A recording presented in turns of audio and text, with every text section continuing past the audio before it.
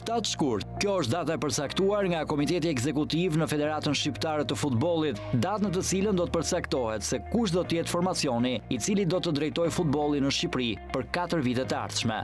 Në një mbledhje blitz, bordi drejtues në FSHF përcaktoi jo vetëm datën, por dhe modalitetet e tjera për mbajtjen e asamblesë së përgjithshme. Kjo mbledhje kapi të papërgatitur jo vetëm opinionin sportiv, por dhe vetë anëtarët e Komitetit Ekzekutiv. Veshja e tyre sportive i shkonte për shtat më shumë një seancë stërvitore. Afatet kohore për përcaktimin e anëtarëve me të drejtë vote i kushtëzon jo vetëm kandidatët për president, por dhe vetë anëtarët e ardhshëm të Komitetit Ekzekutiv për të shpalosur platformën e tyre. Sikur më parë, kjo pritet të jetë garë shumë e edhshme, tashmë që janë bërë publik dhe 2 kandidatët e parë për president. Armand Duka, pas 16 vitesh në krye të Federatës Shqiptare të Futbollit, kërkon një mandat të pestë për të qeverisur futbollin në Shqipëri. Me sloganin Së bashku për futbollin, Duka bëri publik vendimin e tij me anë të një postimi në rrjetet sociale. Ndihem jo vetëm i detyruar, por dhe i vlerësuar që një pjesë e konsiderueshme e komunitetit të sportit dhe anëtarëve të Federatës Shqiptare të Futbollit kanë kërkuar rikandidimin tim për postin e presidentit, nënvizon Duka, duke shpalosur përciptas disa nga objektivat e tij për 4 vjeçarin e ardhshëm.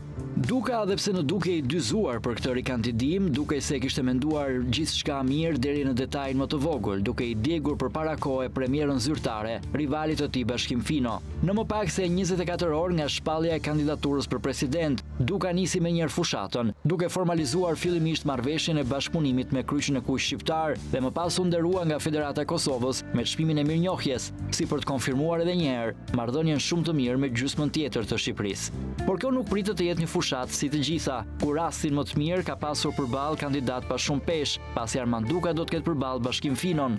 Ashtu si shflitej prej kohësh, ish kryetari i Bashkisë Gjirokastër, ish kryeministri i Shqipërisë, deputet prej 20 vitesh dhe një nga figurat më të rëndësishme të politikës shqiptare, Bashkim Fino, sfidon Armand Dukën për kreun e FSHF-së. Bashkim Fino propozua si kandidat në këto zgjedhje nga klubi i Lushnjës, por propozimet për të nuk kanë munguar as nga klubet të tjera. Gjithnjë pranë futbollit, i pranishëm në stadiume si Futboll Dashës, sot Fino zgjedh një rrugë tjetër për të qëndruar pranë futbollit dhe për të dhënë kontributin e tij për masivizimin e futbollit dhe përmirësimin e kushteve. Bashkim Fino sfidon Dukën me mandat deputeti, pasi ligji nuk ja privon diçka të tillë, përsa ko Federata Shqiptare e Futbollit është një organizatë jo fitimprurse. Nga kufizimi i mandatit të presidentit të Federatës deri tek ideja e tij për krijimin e një lige profesioniste apo ndarja përfundimtare e sponsorizimit nga privatizimi. Bashkim Fino vjen në këtë garë me një platformë të përgatitur ku nuk mungojnë as premtimet e bujshme si krijimi i 5 stadiumeve të tjera në formatin e Elbasan Arena. Fino nuk nguroi as të paralajmëronte ata anëtarë që ligjërisht nuk kanë të drejtë vote të mos afrohen në dyert të asamblesë më 7 shkurt, në të kundërt do të përballen me ligjin.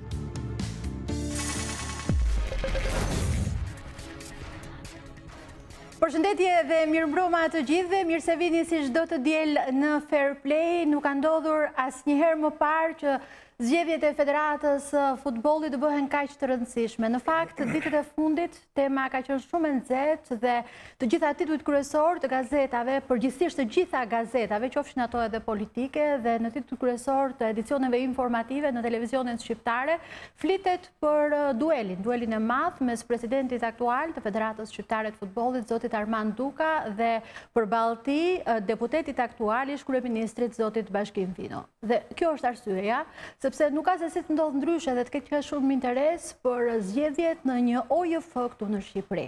Arsyeja është e thjeshtë. Politika është pjesë e çdo interesit në Shqipëri dhe nuk ka se si të mungojë edhe futbolli. Por përse kandidojë sërish Armand Duka përballë një rivalit të tillë? Përse do të zgjidhet sërish në krye të Federatës së Futbollit? Si mendon ai për rivalin dhe a mendon se politika do të ketë ndikim në këto zgjedhje?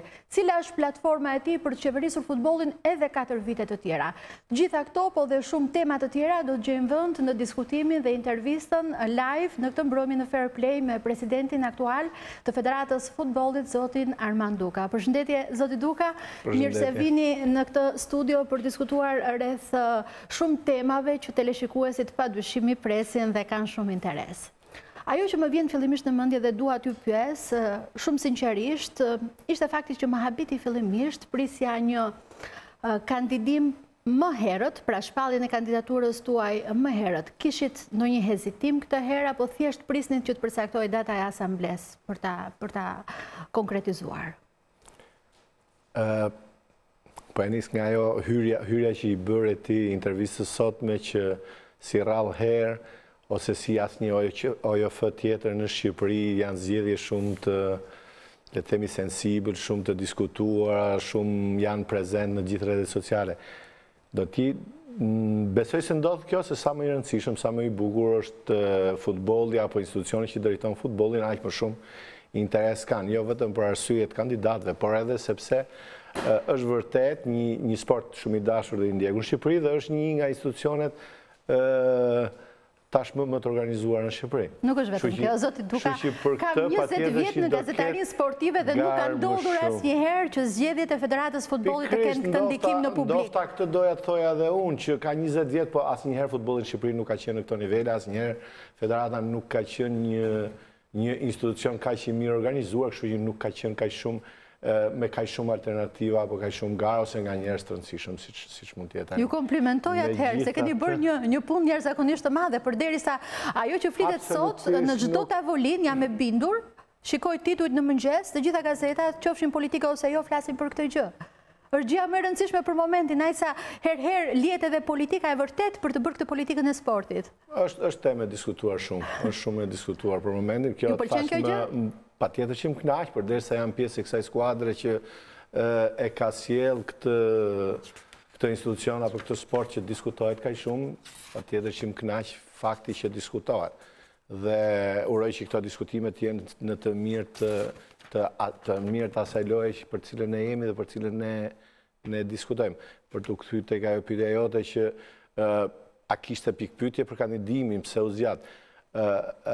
Për të qenë i sinqert, në kohët e fundit nuk kam pasur asnjë pikpyetje, por thjesht kam dashur të respektoj afate statutore, kam dashur të jem, le të themi, siç është emri i emisionit tuaj, fair play me gjithë dhe të kishim kohën e barabartë për gjithë.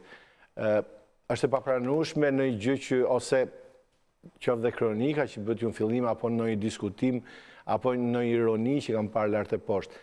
Çdo gjë është bërë konform statutit dhe rregullave. Unë nuk kam parë në asnjë zgjedhje që nëse do bëj një lloj paralelizmi me zgjedhjet në Shqipëri, qoftë parlamentare apo të pushtetit vendor, presidenti gjithmonë 45 ditë para shpall datën e zgjedhjeve. Dhe në rastin konkret, sipas statutit, 30 ditë para u shpall data e zgjedhjeve dhe pas asaj njerëzit kanë të drejtë zyrtarisht të fillojnë dhe të mendojnë, të presin propozimet dhe ashtu. Por që të thuash që jemi të befasuar, apo të thuash që njerëzit nuk kishin mundësi të përgatiteshin për këtë gjë, për mua përsëri është hipokrizi, sepse statuti është publik. Të gjithë e dinë, e kemi diskutuar në për studio që 6 muajt e parë Federata është detyruar që të bëjë asamblen dhe kjo asamblen duhet ishte zgjedhore, sepse është një herë në 4 vjet. Kam dëgjuar në studion tuaj diskutime edhe për kandidatin aktual që do jetë është shkuar deri aty me mendim që ndoshta nuk besoj se ka pas një surprizë, por megjithatë për të mos i cënuar këto rregulla apo afate statutore, dhe unë kam pritur për të respektuar ato dhe për të pritur dhe reagimin e komunitetit me cilin unë kam punuar dhe propozimet e tyre dhe për të filluar zyrtarisht me gjithë të tjera. Ti jemi të sinqertë, ditën e njëjtë me shpalljen e kandidaturës tuaj në një farë mënyrë i prishet pak premierën rivalit në zgjedhje Finos atë ditë. Kishe dieni që ai do të shpallte kandidaturën atë ditë apo thjesht ishte një koincidencë? Ne jemi një vend i vogël, jemi një vend që diskutojmë shumë dhe futbolli është gjëja e më e rëndësishme pothuajse e këtij vendi, kështu që rreth kësaj ka kohë jo ditë, po muaj apo më shumë se 6 muaj që diskutohet, kandidaturat e mundshme janë diskutuar dhe këtu në studion tuaj, siç thash, kam dëgjuar deputetin Ylli që diskutonte rreth kandidaturës Finos, dëgjova televizionin publik që një javë para trumpetonte sikur do ndante çmimin Oscar që Fino do dali dhe do t'japi një lajm të madh, kështu nuk ishte një surprizë e madhe. 16 vite në futboll, zoti Duka. Janë pak, janë shumë, kanë qenë mjaftueshëm që ju të mendonit, qoftë edhe për një çast që të tërhiqeshit nga rikandidimi. Në fund të fundit mund ta bëni për shembull si ata futbollistët e mëdhenj që e mbyllin karrierën me një trofe të madh, edhe ju do ta mbyllnit me një trofe shumë të madh, quat Shqipërinë në kampionatin evropian. E keni arritur pjesën më të madhe të sukseseve. Nuk do thoshte kush që pse u tërhoq Duka. Çfarë ju bëri të besonit sërish tek vetja juaj dhe tek projekti? Para nuk mund të jem viktime e asaj që quhet Shqipëri në kampionat evropian, por Shqipëria shkoi në kampionat evropian si rezultati një pune ekipore të gjithë dhe bashkë. E kam thënë disa herë dhe nuk e kam thënë thjesht për të qenë modest, por kur them një punë të gjithë dhe bashkë, e ekipit, e stafit, e gjithë ambientit shqiptar në përgjithësi dhe i të gjithë faktorëve që Shqipëria. Nëse unë jam pjesë e këtij ekipi dhe ndjej veten pjesë këtij ekipi, jam krenar që shkuam bashkë në Europian. Nuk mendoj se me që krahasuat me futbollistët e mëdhenj që vërtet kënaqem shumë, po të isha futbollist i madh, por s'jam bërë asnjëherë, por as nuk besoj se jam bërë ndonjëherë presidenti i madh, por kam qenë pjesë e një ekipi fitues. Dhe nuk besoj se sipas kësaj logjike e Tret Berisha duhet ta kishte lënë futbollin sepse shkoi në Europian. Ose Toti apo tjetri duhet ta kishin lënë futbollin sepse arritën suksese. Çdo futbollist vazhdon të luajë sa të keq gjunjë. Kur e lën gjunjët, pastaj duhet ta lej fushën. Unë nuk ndjej se më kanë lënë gjunjët, unë ndjej që goxha gjëra kemi bërë në këto vite bashkë me gjithë ekipin tim dhe goxha gjëra kemi energji për të bërë akoma, projekte të reja kemi dhe përderisa dhe raportet me komunitetin janë korrekte dhe pozitive, kështu që në këto kushte nuk është se kam menduar për të tërhequr nga kjo detyrë. Megjithatë, ky është vullneti im, por vendimi nuk është imi, është i zotëve të shtëpisë, që janë komuniteti i futbollit. Dëgjova edhe një deklaratë tuaj në fakt që ju thatë në rast se do të ketë një platformë të mirë, unë nuk do të kandidoj, pra do t'i hap rrugën një platforme. Fakti që ju po kandidoni do të thotë që nuk ka një platformë të tillë aktualisht për drejtuar futbollit? Jo, në përgjithësi kam thënë kur ka alternativa gjithmonë do të sjell një zhvillim për gjithë dhe nëse do të kishte jo vetëm në rastin konkret, po gjithmonë nëse shef një gjë që mund bëhet më mirë, mund mendohet për në ndryshim dhe unë jam iniciator i fjalës, jo vetëm i fjalës, por i ndryshimit. Por ndryshimi nuk vjen duke ndryshuar kalin fitues, por duke bërë gjëra të reja, duke bërë projekte të reja, duke pas energji për t'i realizuar ato, siç kemi bërë në gjithë këto vite, kemi shumë për të bërë.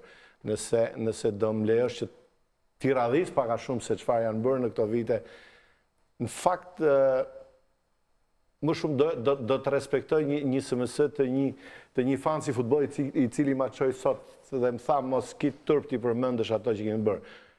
Nëse kam një gjë, ose gjithë stafi im ka një gjë që kemi bërë keq gjatë këtyre viteve, është që jemi kujdes shumë për të bërë dhe jemi kujdes pak për të treguar se çfarë kemi bërë.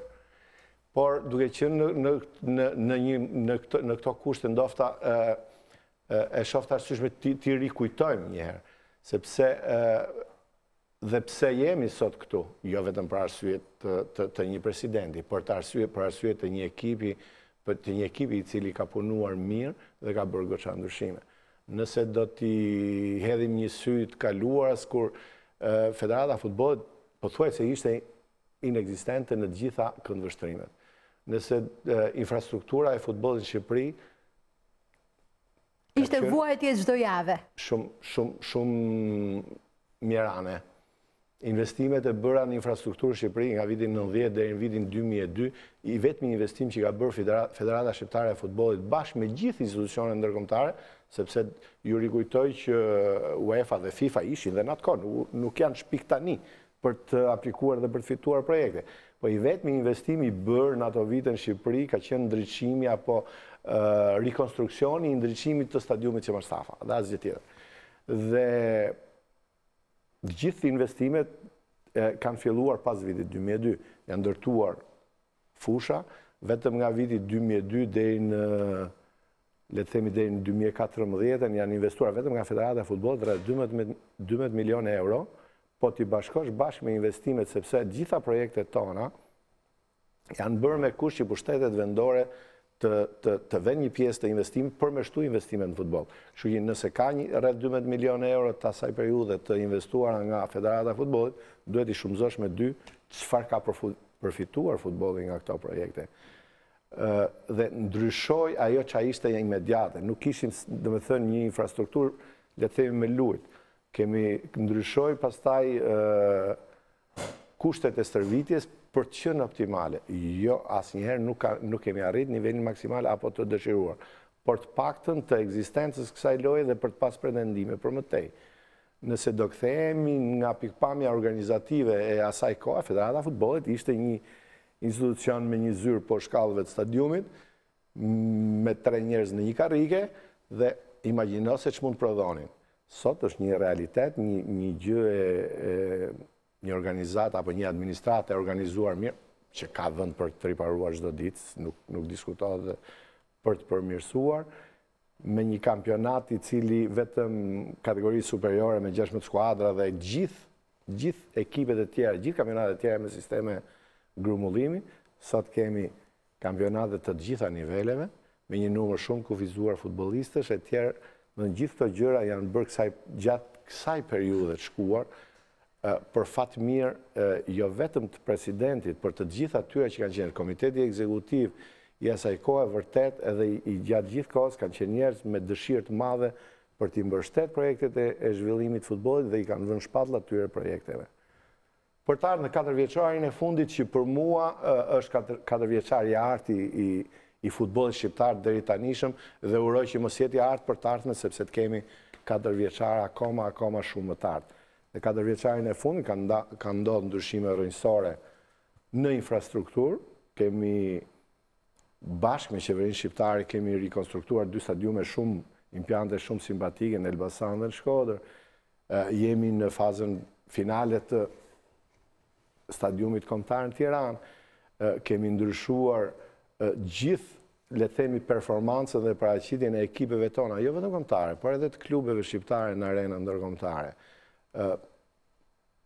Përfaqësimi i Shqipërisë në Euro 2016 patjetër që ishte një ëndër për cilën jemi akuzuar shumë që ju gënjeni, ne s'mund shkojmë kurrë në Europian, po ja që shkuam dhe pasi shkuam, përsëri se kishim bërë shumë mirë punën dhe më vjen mirë që se kemi bërë mirë që ta bëjmë, që kritikohemi për ta bërë më mirë në të ardhmen, por megjithatë arritëm një gjë që edhe optimisti më i madh nuk e besonte. Pas këtyre 16 viteve, pas gjithë kësaj pune, arritje, ndoshta dhe problematika që mund të vijnë sërish në evidencë dhe mund të riparohen, ka nevojë Duka për të bërë fushat elektorale sot me klubet, e kam thënë dhe në një intervistë time të para ca ditëve. Ne po diskutojmë për sport dhe në mënyrë sportive duhet diskutojmë gjithçka. Fushat jemi lodhur shumë. Fushat një gjë në politik, rrena pafund në politik, premtime pafund dhe rezultatet që kemi marrë nga ato fushatet e politikës, besoj se sepse ne pavarësisht në profesionet tona apo në detyrat në jetën tonë për diçme jemi të qytetarë të këtij vendi dhe kemi parë se sa janë mbajtur ato premtime. Kështu nuk bëhet fjalë për fushat. Ne jemi këtu për diskutu sportivisht, për diskutu qoftë edhe me alternativat. Në fundit... Unë thash në raport me komunitetin. Absolutisht që do t'i respektosh njerëz, absolutisht që duhet konsultohesh me njerëz, por ne kemi aq shumë marrëdhënie me njerëzit e futbollit sa edhe nëse ulemi gjatë këtyre ditëve kemi të vështirë që të themi se çfarë pozicioni do kesh në shtatë shkurt, por thjesht diskutojmë ato mendime që ka gjithsekush për të ardhmen e futbollit, për ato çfarë kemi bërë bashkarisht mirë dhe keq dhe për ato çfarë mund bëjmë mirë në të ardhmen bashkë me gjithë komunitetin e futbollit. Komuniteti i futbollit, jemi në ato diskutimet e vazhdueshme sa nuk kuptohet shumë që po vim në një ditë zgjedhjesh. 16 vite, vije nga bota e biznesit, hyre në një dimension tjetër, fillimisht të panjohur, po tani e shumë të afërt, se shikoj që je futur shumë në brendësi të këtij drejtimi. Ka fituar më tepër Federata nga Duka gjatë këtyre viteve apo Duka nga Federata? Në planin moral unë mendoj se Duka ka fituar më shumë nga Federata. Federata dhe futbolli më kanë dhuruar shumë emocione, më kanë dhuruar shumë, më kanë bërë të përballem apo të kem raporte me shumë njerëz, të krijoj shumë miq, të dëgjoj dhe shumë kritika. Ka shumë gjëra nga pikpamja le të themi morale, që unë mendoj që kam fituar nga futbolli, por kurse si materiale apo financiare. Sepse ndofta nëse do të shpenzoja më shumë kohë në bizneset e mia të cilat gjatë saj periudhe e kanë ndjerë mungesën time, do të kisha përfitime më shumë atje. Por këto emocione, këto kënaqësi, këto lloj raporte që kam përfituar apo fituar nga bota e futbollit, nuk do t'i fitoja nga gjitha aktivitetet e mia që unë kam bërë. Nga pikpamje materiale, thash, ndofta ka fituar federata nga unë dhe jo nga federata. Keni dhënë parat tuajat personale për federatën? Është një pyetje megjithëse jemi tek financat? Shiko, nuk është se unë kam kontribuar në buxhetet e federatës me donacione, por gjithsesi nuk kam shpenzuar asgjë nga federata e futbollit, domethënë jam një presidenti që nuk përfitoj asgjë, as shofer, as makinë, as dietë, as pagë, asgjë, kështu në këtë kuptim ndofta ka përfituar federata. Si do ta vlerësonit punën tuaj në këto 16 vite në drejtimin e futbollit? Kjo është pyetje e vështirë që nuk duhet ma bësh mua, këtë përgjigje duhet ta japin njerëzit që punojnë me mua, këtë përgjigje duhet ta japi komuniteti i futbollit, ndofta do ta shpreh edhe nëpërmjet votës në asamblenë e ardhshme. Për një gjë mund t'ju garantoj që kam bërë në 16 vite, kam shpenzuar shumë kohë, kam punuar me përkushtim, kam bërë më të mirën që di dhe nuk kam asnjë pishmallëk nëse thuaj se bëra edhe këtë. Nëse kanë rezultuar pozitive apo jo, nëse i kanë zhvilluar apo jo, janë ato shifrat ndofta që ju thashun, janë edhe arritjet e futbollit shqiptar. E them pa dyshim që futbolli shqiptar është ishulli më i zhvilluar i këtij vendi. Pa diskutim që ka të meta, pa diskutim që ka vend për kritika, bëjmë fjalë për një lojë, për një garë që ka emocione, por është gjëja më e zhvilluar e këtij vendi. Pse është kaq e vështirë që ndonjëherë ta shikojmë të ndarë Dukën si biznesmen dhe Dukën si presidenti i futbollit? Shpeshherë këtë gjëra i lidhim bashkë, të paktën pjesa më e madhe e komunitetit sportiv. Pse kështu? Se ju vazhdoni të bëni të dyja? Jo, unë gjatë gjithë kohës që kam qenë federat futbollit nuk jam marrë me menaxhimin direkt të bizneseve të mia. Kjo ishte pikërisht ajo sakrifica që thash, apo vuajtje që mund të kenë pasur, ose nëse e kanë ndjerë bizneset e mia mungesën time. Perceptimi i njerëzve në fakt nuk e di nëse është mirë apo keq, por shpeshherë vjen keq që kanë filluar të më harrojnë si biznesmen dhe më njohin më shumë si president futbolli. Ndofta nganjëherë edhe kënaqem për këtë, por kënaqem më shumë vetëm në momente suksesësh. Në momente mos suksesësh them më mirë le të më perceptojnë si biznesmen. Shpeshherë nuk kanë munguar dhe akuzat, se kur bëhet fjalë, kur është biznesi në mes, kur janë parat në mes, nuk mungojnë dhe akuzat. Akuzat janë nga më të ndryshme dhe nuk vinë vetëm në periudha fushatash, her pas here kundërshtarët tuaj etiketojnë ato pika që ndoshta mund të konsiderohen edhe si më të nxehta apo më delikate. Një nga ato është edhe fakti që shpeshherë është folur që ju keni marrë si sponsor të ekipit kombëtar kompaninë e telefonisë celulare Plus, ku vetë jeni aksioner. Është e vërtet kjo gjë, zoti Duka, dhe cilat janë arsyet që e keni bërë këtë gjë? Edhe a ka konflikt interesi njëherë në radhë të parë? Duhet të kuptojmë një gjë që ajo marrëdhënie asnjëherë nuk kanë përfituar bizneset e mia nga federata e futbollit apo nga marrëdhëniet e mia me futbollin, përkundrazi, në ndonjë rast mund ta kenë pësuar bizneset e mia nga futbolli dhe do ta them më poshtë sepse. Por për marrëdhënien konkrete që thetë federacia me Plusin, nuk është se federata i pagoj lek Plus, por Plus i pagoj ke federata, kështu që nuk e di se ç'humbi federata përveç se ka argëtuar mbështetje financiare nga Plusi. Jo, ideja është që është prishur një kontratë me një kompani tjetër që ka qenë sponsor i kombëtarës për të marrë Plusin. Jam i kënaqur që ne kemi bërë një marrëdhënie me një kompani shqiptare, do të isha akoma më i lumtur që ajo kompania shqiptare të vazhdonte të ishte, dhe kjo ishte ajo gjë që më mërziti pak kur ma rikujtove Plusin, sepse nuk ekziston më. Kështu që do të isha i kënaqur që të vazhdoje bashkëpunimi me sa më shumë kompani shqiptare, do doja shumë që gjithë të mbështesin ato simbolet e Shqipërisë. Jam shumë i bindur që nuk kam bërë gabim, nuk ka asnjë konflikt interesi, unë kam qenë një nga aksionerët e asaj kompanie që nuk ka marrë pjesë në menaxhimin direkt të saj kurrë, dhe që nuk ka abuzuar kur. Nëse do kishte abuzuar, do ishte akoma në treg. Jo, humbja është kjo që kompania që ka qenë më përpara kontraktuese për çështje efekte sponsorizimit tek Federata e Futbollit ju ka hedhur në gjyq dhe kërkon miliona euro. Ky është të paktën informacioni. Do ishte gabim i madh. Nuk dua ta përmend kompaninë për efekt publiciteti, po them, është e vërtet kjo gjë? Jo, kjo është një gënjeshtër e madhe, nuk ka asnjë kontestim nga asnjë kompani tjetër. Janë kërkuar sponsorat general në atë kohë dhe si në çdo kohë tjetër, sepse gjatë po të njëjtës periudhë, me të njëjtin president dhe njëjta kompani plus e ka humbur të drejtën e sponsorit general më vonë dhe sot është peja. Kështu që në çdo kohë është marrë oferta më e mirë që në këtë rast kur ka qenë rreth 5-6 vite më parë ka qenë plus, tashmë s'është më, ka rreth 2 vite ose më shumë që është peja. Kështu që thash nuk ka asnjë përfitim kompania nga federata, përkundrazi. Ndërsa nëse do të rikujtoja se pse janë dëmtu bizneset e mia, fatkeqësisht në këtë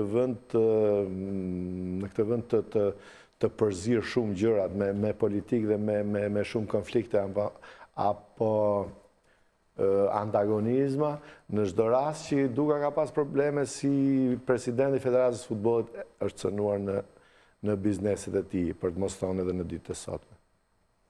E çuditshme kjo, në fakt. Nuk është fare e çuditshme, po ndofta e ketë vështirë ta pranosh publikisht, po ky është realiteti shqiptar.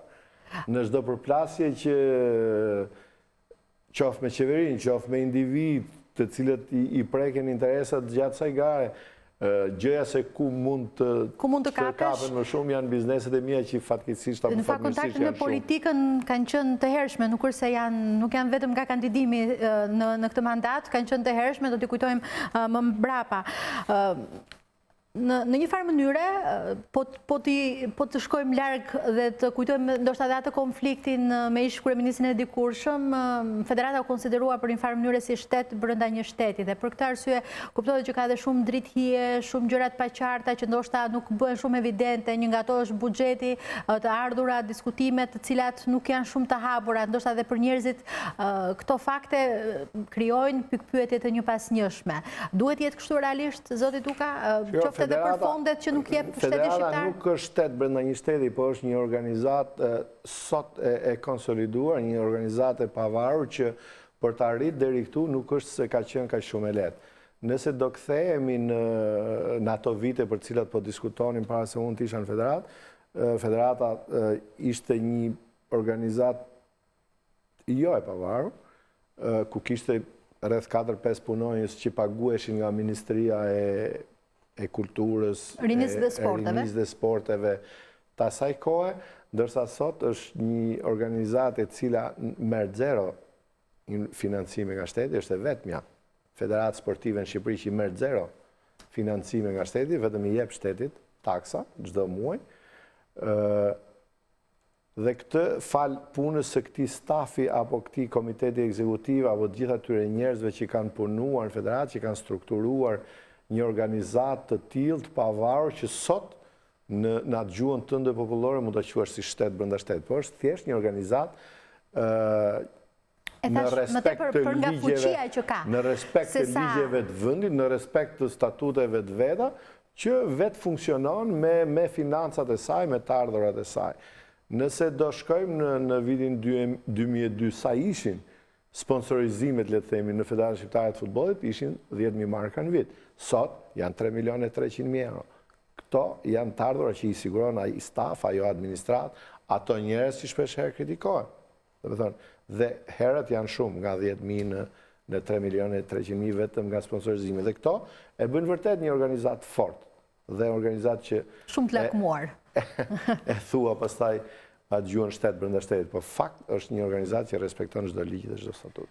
That pak më parë që nuk mirë një asgjë nga shteti, po vetëm i jep një shtetit. Duke u referuar ligjit nr. 79 të 2017-s, ligjit për sportin, nuk e di nëse ju jeni në dieni të ardhurat e të drejtës televizive të kampionatit shqiptar, 90% thot ligji i takojnë klubeve shqiptare, 10% i takojnë shtetit shqiptar. Është e vërtet kjo, jeni në dieni dhe përse nuk e keni kundërshtuar një gjë të tillë, sepse është në dëm të federatës dhe klubeve shqiptare? Shiko, ne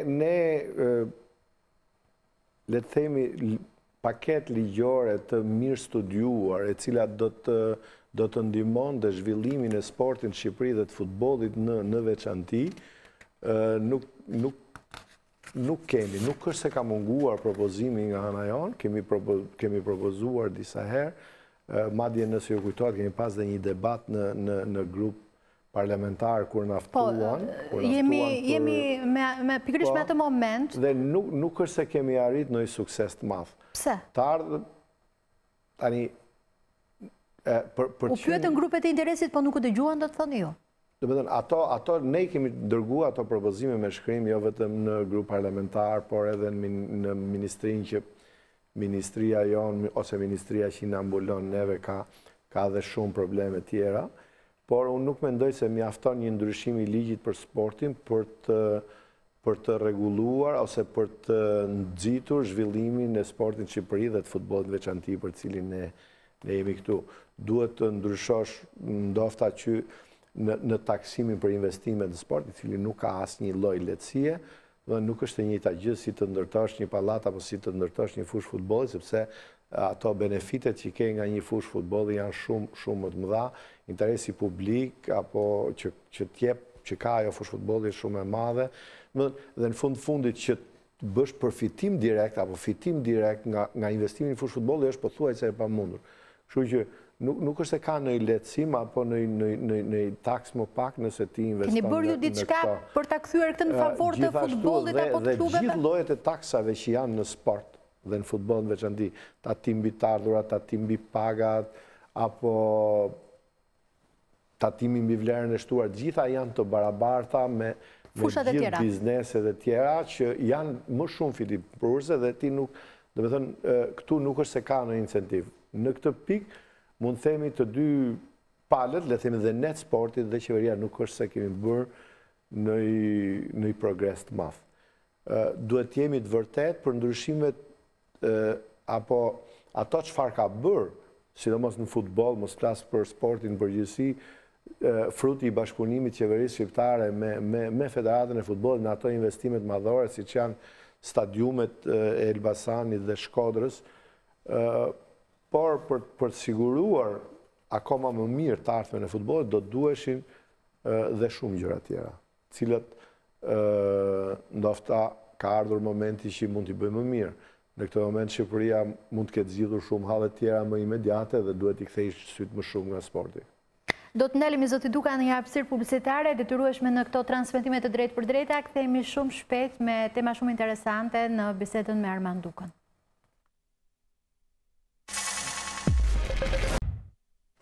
Rikthehemi në studio, ju kujtoj që mund të ndiqni live edhe në faqen tonë në Facebook Fair Play nga Enkeleida Zeko, por edhe në balkanweb.com për të gjithë ata që nuk kanë përpara për të ndjekur live News 24. Janë këto dy mundësi, por dhe shumë mundësi të tjera për të ndjekur Fair Play në mbrëmjen e sotme. Jemi live me presidentin e Federatës Shqiptare të Futbollit, zotin Armand Duka.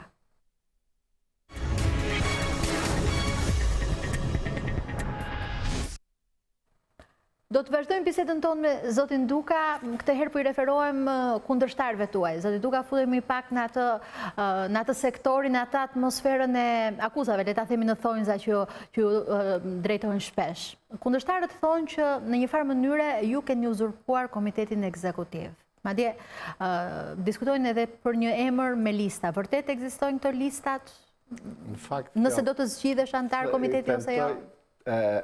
Tentoj të shmang çdo lloj nga këto shprehjet për fushën ku jemi, në fushën e sportit, këto uzurpime, këto gjëra janë fjalë shumë të rënda që nuk më pëlqejnë dhe nuk janë sportive. Nuk bëhet fjalë, thash, kam bashkëpunuar që nga 2002 deri tani me shumë njerëz, me komitete ekzekutive, me administratë, me komisione, me njerëz që patjetër që kam pas dhe diskutime, debate rrugës, por që vërtet do duhet t'i falenderoj, sepse kemi bërë shumë gjëra bashkë. Por nëse në një zgjedhje, apo në një ti lobon për të bashkëpunuar me dikë, ky nuk quhet uzurpim. Çdo njeri, domethënë, kërkon që në mënyrë krejt etike të loboj për të bashkëpunuar me atë që mendon që mund të ketë më shumë sukses. Në ndonjë rast të njëjtën gjë mund të kem bërë dhe unë, po këto pastaj banalitetet, lista, uzurpime, këta janë gjëra që s'ka ndodhur ndonjëherë në mënyrë të hapur. Unë nuk mund ta fshet dëshirën që mund preferoj më shumë të punoj me ju se sa me një tjetër. Pastaj janë ato, nëse është sistemi votim, janë ata që votojnë dhe vendosin. Lobimi është një gjëja më normale që mund bësh, jo vetëm në një organizatë sportive, po gjithmonë. Gjithmonë këto lobime i kemi bërë në fair, sepse shohim edhe këto lobimet e politikës që argjojnë me miliona euro me lobu në përbot. Ne i kemi bërë me fjalë. Është krijuar në fakt një perceptim i përgjithshëm që presidenti Duka është i pakonkurrueshëm në krye të federatës dhe mund të largohet vetëm nëse ai dëshiron. Është e vërtet një gjë e tillë? Keni ndjerë ndonjëherë konkurrencë për të zgjedhur president? Patjetër që ka vlerësuar maksimalisht çdo lloj gare dhe çdo lloj kandidati. I kam vlerësuar maksimalisht dhe i kam respektuar kandidatë që kanë ardhur nga bota e sportit, cilët vërtet e kanë ndjerë, e kanë luajtur dhe e din mirë se ç'është futbolli, nga ata që ndoshta kanë dëmtuar dhe financat e bizneset dhe familjeve të veta në futboll, dhe garat gjithmonë kanë qenë gara dhe unë i kam respektuar. Nga çdo garë unë nuk është se kam fituar një mandat, po kam fituar dhe diçka nga ato që kanë propozu apo kanë menduar konkurrentët dinjitos që kanë pas në çdo kohë. Më pëlqen faktikisht që të ketë gara, më pëlqen që të ketë alternativa, sepse e thash, jo vetëm që fiton më i miri, por çdo kush që fiton merr diçka nga propozimet e të tjerëve, sepse në fundit bashkohen më shumë mendime. Nuk kam pas asnjëherë në garë, le të themi, konfliktuale me asnjë dhe madje me gjithë konkurrentët e mi që kanë qenë dhe kanë propozuar të jenë drejtues federatës futbollit, kam vazhdoj të kem raporte shumë mira. Është hera parë që bëj garë me një sekretar partije, por duhet ta provoj edhe këtë. Gjatë publikimit të kandidaturës tuaj ju shpallët sloganin bashkë për futbollin. Çfarë doni të thoshit me këtë? Dhe cilat janë planet konkrete të Dukës për 4 vitet e ardhshme? Është zhvillimi, pra çuarja më tej e punës atyre që janë bërë deri tani, apo ka diçka të re në projektin tuaj? Bashkë kemi punuar deri më tashmë, bashkë kemi realizuar këto që kemi realizuar dhe bashkë mendoj që kemi shumë gjëra për të bërë akoma. Kjo ishte ideja e atij slogani apo e atij tekstit të rikërkimit apo të kandidimit për asamblen e 7 shkurtit.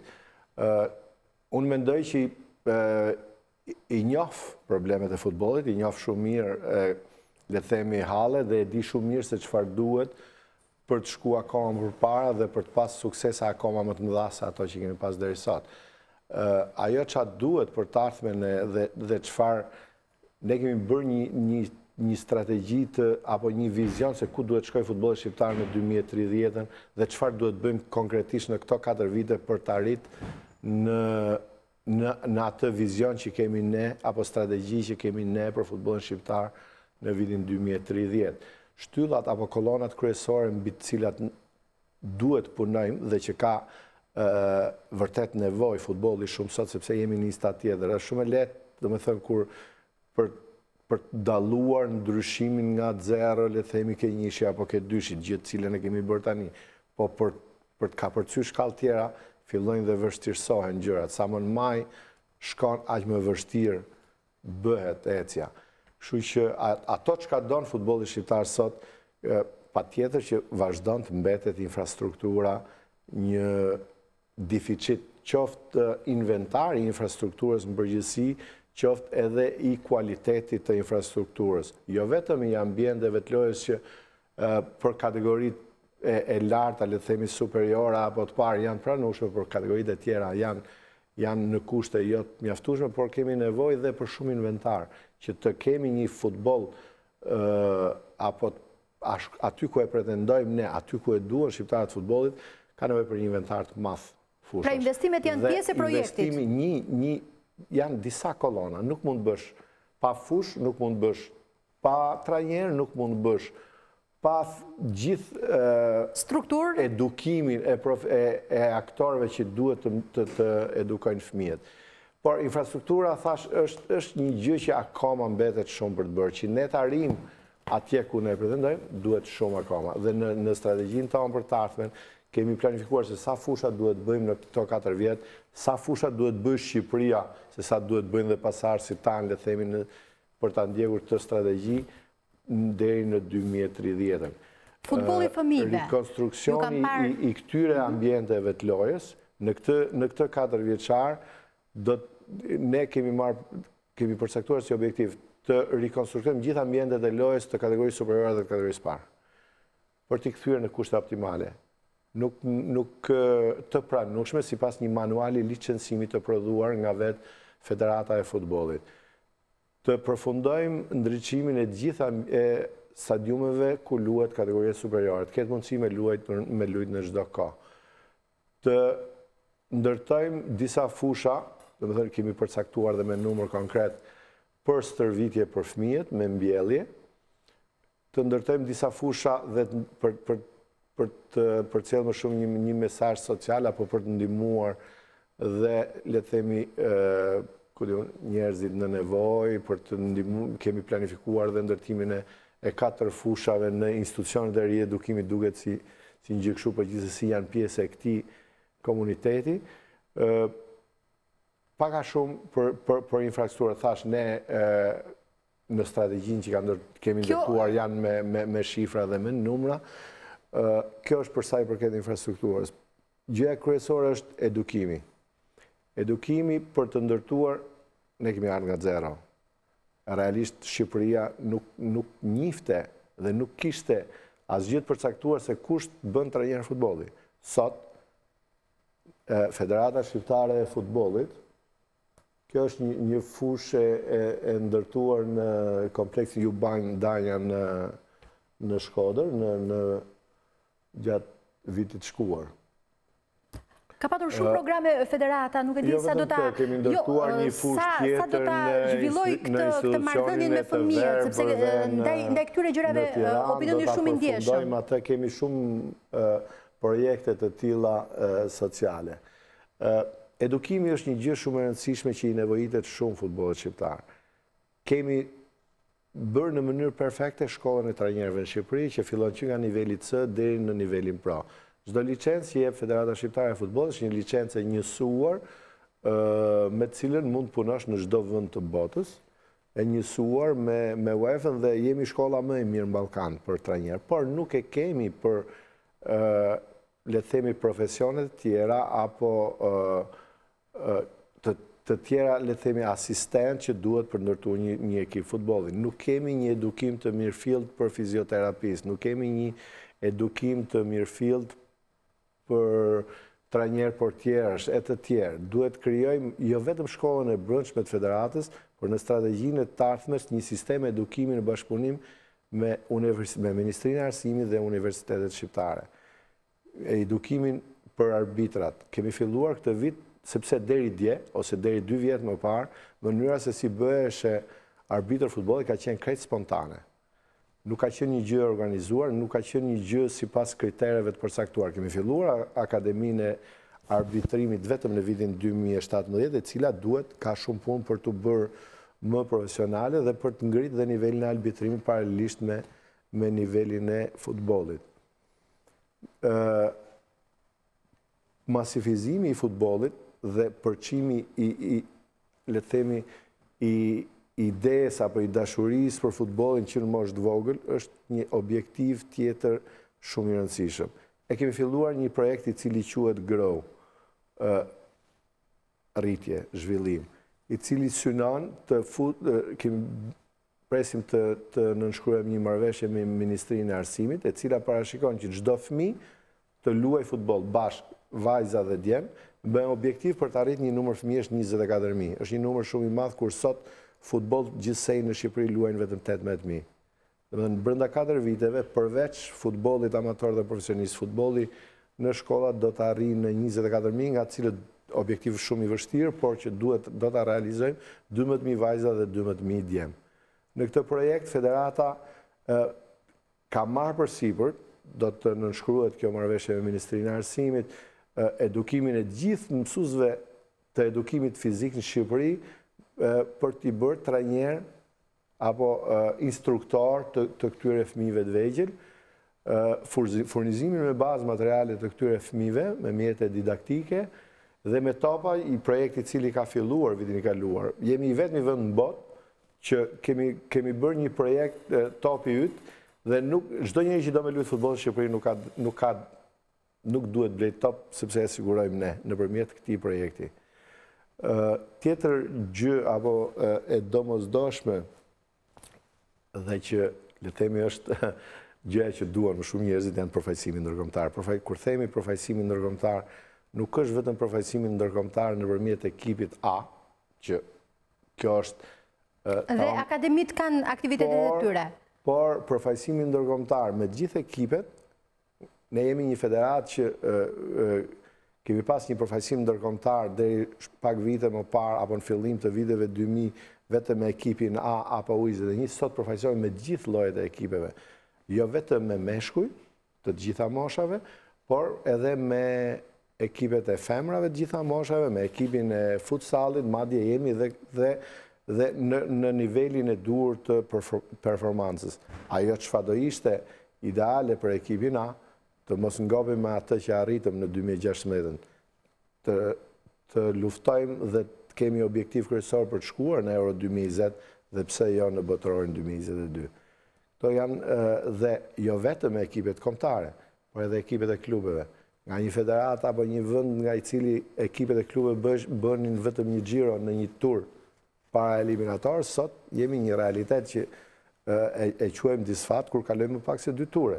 Dhe kemi së fundmi Skënderbeun që për herë dytë merr pjesë në Kupat e Europës. Do doja shumë që ta shihja një ekip shqiptar në grupet e Champions League-s dhe i kemi mundësitë reale.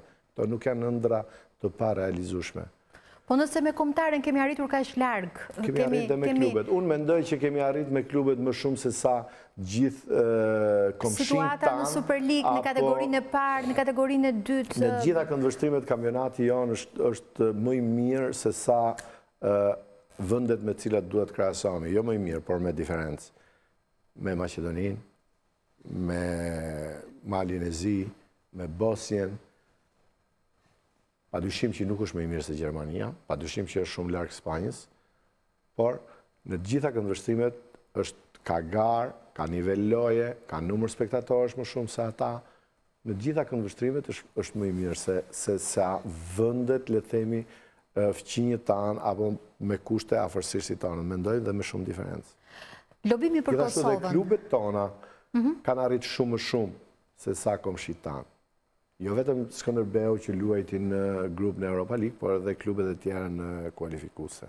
Ndalemi pak te lobimi për Kosovën, është një nga pikat forta tuaja, të besoj, dhe që sigurisht nuk është pjesë e platformës për këto 4 vite që vinë, po doja të ndalesha pak te ky moment që ka qenë një nga momentet shumë të rëndësishme të futbollit shqiptar në këtë 4 vjeçarin e fundit, jo vetëm për atë punë që ka bërë Federata Shqiptare, por edhe për projektet që janë me Kosovën në të ardhmen. Para bashkëpunimi jonë me Federatën e Kosovës ka qenë shumë i mirë prej shumë kohësh. Jemi munduar të asistojmë gjithçka. Kemi mundur dhe gjithçka ka pas nevojë futbolli kosovar në sistemin e përgatitjes trajnerave. Në çdo vit në Federatën Shqiptare të Futbollit është bërë nga një kurs për trajnerët e Kosovës, në përgatitjen e gjyqtarëve, në ndihmën e vetë institucionit Federatës Kosovës deri në ndihma financiare para sa Kosova të ishte antare e FIFA-s dhe e UEFA-s. Nevoja për të qenë antare e këtyre institucioneve ndërkombëtare ishte shumë e madhe dhe domosdoshme për futbollin kosovar, për fëmijët e Kosovës dhe për gjithë futbollin shqiptar në të kombit shqiptar në përgjithësi. Dhe në këtë moment besoj se kemi bërë maksimumin, besoj se kemi bërë më të mirën bashkë me kolegët e Federatës Kosovës. Pati ndonjë ftoje me krijimin e kombëtares së Kosovës, se u diskutuan shpesh në media ato.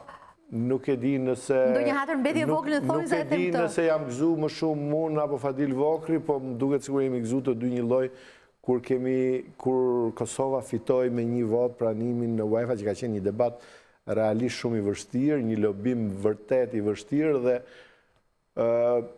nuk e di nëse është gabim apo mirë që e them dhe që është lobuar vetëm sportivisht pas një ndihmë politike. Është i vetmi vend Kosova që ka arrit një rezultat tillë vetëm me lobim sportiv, pas një lobim politik. Cila është pika juaj më e fortë në program, zoti Duka, në programin e këtyre 4 viteve që presim? Jo, thash e kam vështirë që them që po bëjmë fushat dhe më vjen keq, nuk më vjen mirë që të flas në të gjendje të ngjysë kur po bëjmë fushat. Pika ime e fortë është ajo që thash, jam munduar të bëj gjithçka mirë, kam bërë maksimumin e mundësive të mia, kemi një produkt që e shohim dhe mbi këtë duhet të besojmë dhe në strategjinë cilën nuk kam ndërtuar për 4 vitet e ardhshme. Nëse do të kthehemi pas tek gjërat që janë bërë dhe çfarë ka mbetur pa u bërë, një nga pikat ku diskutohet shpesh dhe rikthehet në kujtesë është titulli kampion i 2016-s, që nuk është akorduar ende, nuk është dhënë, ju është hequr Skënderbeut, por nuk është dhënë ende Partizanit, dhe nëse i takon të jepet ose jo, nuk është marrë ende një vendim për këtë. Përse nuk është marrë një vendim? Pse është kaq e vështirë që të jepet ky titull kampion, ndërkohë që federata homologe nuk e ka, nëse do të kishte ndodhur diku tjetër, do të ishte një vendimarrje më të shpejtë. Nuk është se mund të bëj krahasim sepse dhe nuk është mirë të bësh krahasime, çështjet nuk janë të njëjta dhe nuk mund të bësh krahasime. Ke raste në Itali që është dhënë një titull kur i është hequr dikujt tjetër, ke raste dhe ka vite që janë lënë pa ekip kampion. Mund të ketë dhe vende të tjera të Evropës, megjithatë nuk dua të bëj krahasime, por dua të informoj apo të them atë çfarë është realiteti i titullit 2016 në Shqipëri. Komisioni i etikës i Federatës pranë Federatës Shqiptare të Futbollit ka marrë një vendim që i heq titullin kampion të Skënderbeut. Vendimi i cili nuk i ka përfunduar të gjitha shkallat e gjykimit dhe për sa kohë nuk ka përfunduar shkallat e gjykimit nuk mund të quhet një vendim i mbyllur. Në momentin që të përfundoj, atëherë komisionet e Federatës Shqiptare të Futbollit duhet të marrin në shqyrtim çfarë do bëhet me vitin 2016. Me datë 22 janar, nëse nuk gabohem, është seanca dëgjimore në KAS, ku klubi Skënderbeut ka ankimuar vendimin e Komisionit e Etikës. Duhet presim pastaj vendimin e saj dhe pastaj pse jo, Komisionit duhet vendosin. A do ketë ekip kampion, duhet shpallet një kampion për 2016 apo jo? Dhe kur ishit ju në KAS, sot është Skënderbeu për të rimarrë këtë titull, si do doni të ishte ky vendim i KAS-it? Apo nuk është thjesht, nuk është fare në interesin tuaj, si do të jetë? Nëse do të quajë të dy pjesë të Federatës Futbollit, edhe Skënderbeu, edhe Komisionin e Etikës, duhet të pranoj çdo lloj vendimi që të marrin ata. Unë parimisht për çdo vendim juridik duhet të respektosh vendimin dhe jo të komentosh ato. Qëndrojmë tek Superliga dhe tek konkurenca, që në fakt është prezente, infrastruktura është përmirësuar, të gjithë e dim, por në 2002 kur ju keni marrë mandatin e parë, zoti Duka ka patur shumë tifoz në shkallët e stadiumit dhe sot ka shumë më pak se atëherë, madje janë shifra shumë shqetësuese. Pse sipas jush? Dhe a është kjo një vot për të thënë jo futbollit në Shqipëri dhe asaj pune që është bërë? Për futbollin në Shqipëri ka ardhur çdo ditë në rritje dhe sot është akoma më shumë në rritje se sa vite më parë.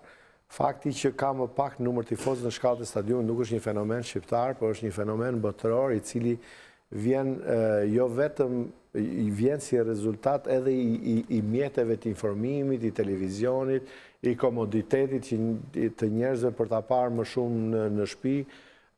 Kampionatet, jo vetëm superiore apo dhe kategoria parë, transmetohen live, por me gjitha të numri nuk është për numri mesatar i spektatorëve në stadiumet shqiptare, nuk është shqetësues nëse do ta krahasoj përsëri me vendet rrotull apo vendet si ne. Mesatarja e spektatorëve në Shqipëri është diku ke 1200 spektatorë mesatarisht për ndeshje, që nuk është më ulët se sa vendet e tjera. Thash, nuk mund ta krahasosh me Gjermaninë, sepse në Gjermani ke edhe në kategoritë e treta më shumë se sa, nuk e di, mbi 20.000 mesatarisht.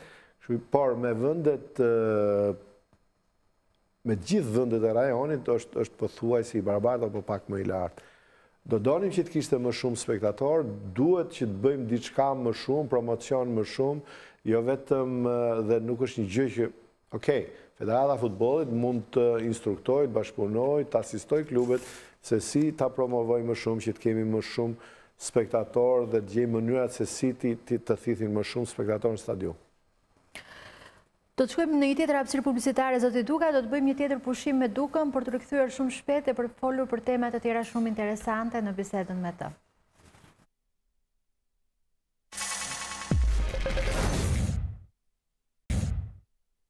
I kthehemi në studio, ju kujtoj sërish që mund na ndiqni live në News 24, por edhe në faqen tonë në Facebook Fair Play nga Enkeleida Zeko, por edhe në balkanue.com. Po flasim me presidentin e Federatës Shqiptare të Futbollit Armand Duka për planet e 4 vjeçarit të ardhshëm, por edhe për mendimin e tij për rivalin në këtë mandat dhe në këto zgjedhje të 7 shkurtit.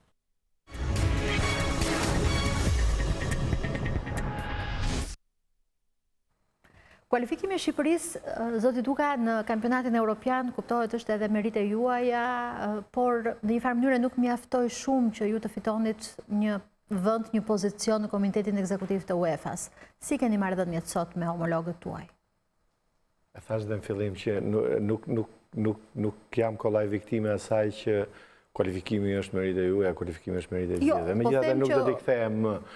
Do shta kjo ju afrojnë më tepër me arenën europiane, kësha fjallën, për këtë e lidha më tepër. Marrëdhëniet me kolegët, me homologët, me institucionin e UEFA-s janë për mua, jo vetëm në planin personal, por edhe institucional të shkëlqyera.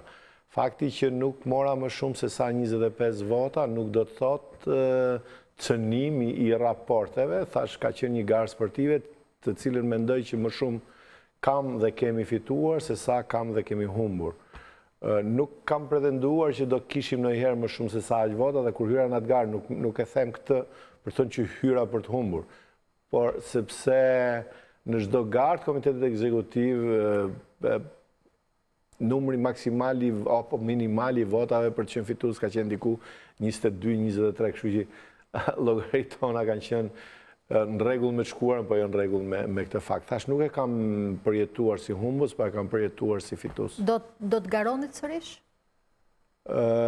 Nuk është një gjë që nuk është një gjë që e kam vendosur as për po dhe as për jo, do të ishte një objektiv dhe një gjë që duhet ta ketë futbolli shqiptar për të ardhmen, me Dukën apo jo, jo vetëm për antarët e Komitetit Ekzekutiv të UEFA-s. Do të rikujtoja që sot ne përfaqësohemi goxha mirë në institucionet ndërkombëtare, në UEFA dhe në FIFA. Nga një institucion inekzistent që sot kemi disa zyrtarë të Federatës Shqiptare, sepse opinioni, njihet vetëm me ato që fitohen me zgjedhje, siç është Komiteti Ekzekutiv. Ne kemi disa delegat, kemi disa përfaqësues në gjithë, në rreth 5 komisione të UEFA-s, në komisionin juridik, në fair play, në futsal, kemi disa, dhe më thonë, përfshirë dhe mua si në kryetari komisionit teatrik, kemi arbitra ndërkombëtar, asistent, zyrtar ndesh, dhe më thonë, kemi një përfaqësim dinjitos. Dhe sa më shumë të arrisim prezencën shqiptare në arenën ndërkombëtare në Europë dhe në botë, aq më mirë do jetë për futbollin shqiptar, për emancipimin e futbollit shqiptar, për ta zhvilluar më shumë futbollin shqiptar dhe për të kthyer te Komiteti Ekzekutiv, pse jo, futbolli shqiptar në të ardhmen pretendojë më shumë se sa antar Komiteti Ekzekutiv. Slovenia sot ka një president, në të ardhmen pse jo, mos ta ketë dhe Shqipëria. Në mos në 2025, në 2030, në 2035. E pas keni një plan afatgjatë. Nëse do të fitonit me këtë plan nuk është mandati fundit. Jo Duka, por Shqipëria duhet ta ketë objektiv përfaqësimin maksimal dhe jo vetëm për përfitimet që do ketë individi dhe vendi, por edhe për kontribuar në zhvillimin e futbollit global evropian. Në një farë mënyre, ky përfaqësim ka lidhje ndoshta edhe me mënyrën si jemi përfaqësuar me kombëtaren. Të paktën në këto vite që ju keni drejtuar Federatës Shqiptare të Futbollit, po e nis me Dosenën, që ishte trajneri i parë i huaj, në drejtimin tuaj të federatës? Gjithmonë i referohem, i zgjedhur nga ju më tej Brigeli, Bariç, Han, Kuzhe, Debjazi, e së fundmi Panuçi. Ndoshta për çdo kandidaturë ka patur kundërshtit, pro dhe kundër, ka patur nga ata që kanë qenë kundër ndoshta dhe propozimit apo zgjedhjes së trajnerëve të huaj. Ju me një fjali të përgjithshme apo me një konstatim të përgjithshëm, si do ta definonit këtë eksperiencë me këta trajnerë? Jemi në sport, gjithmonë zgjedhjet sportive janë subjektive, janë të diskutueshme, në fund të regojnë rezultatet dhe vetë ai që vendos në çdo lloj pozicioni, si trajner, si president, i bën analizën vetës dhe shef nëse ka bërë mirë apo keq. Nëse unë do të bëja një retrospektiv dhe do të vlerësoja vendimet e mia apo të vendimet e Federatës Futbollit në emërimin e trajnerëve, nuk do të konsideroj asnjë emërim gabuar. Çdo trajner ka qenë vendimi dur, në momentin e dur, për atë që ka pas nevoj ekipi, për atë që ka pas nevoj objektivat që ka pas ekipi. Kemi zgjedhur teknikun e dur, staturën e dur, për objektivin e momentit, për objektivin e dur. Të gjithë kanë dhënë një kontribut në futbollin shqiptar, fillon nga Dosena, pavarësisht në një periudhë shumë shkurtër. Dosena kam qenë vetë fillestar në drejtimin e Federatës Futbollit, kemi gjetë një klim pune, një edukat pune krejt ndryshe. Dosena filloi hudhi kolonat e para, bazat e para të një pune akoma, domethënë të një pune profesionale, të një pune siç duhet bënte në një ekip kombëtar, sa ndofta në ditët e para ekipi e kishte të papranueshme ta pranonte atë lloj disipline, nëse ju kujtohet në hotel Duran Durrës, mbyllja e ekipit, mos takonin familjarët, u duk si një gjë ç'është ky trajner, por këto ishin rregullat e futbollit që ne akoma nuk i kishim mësuar dhe këtë duhet ta pranojmë që filloi të na mësoi Dosena, bëm dhe paraqitje më të mira, i profesionuam akoma më tej derisa arritëm në kualifikimin e 2016. Nuk asgjë s'vjen rastësisht.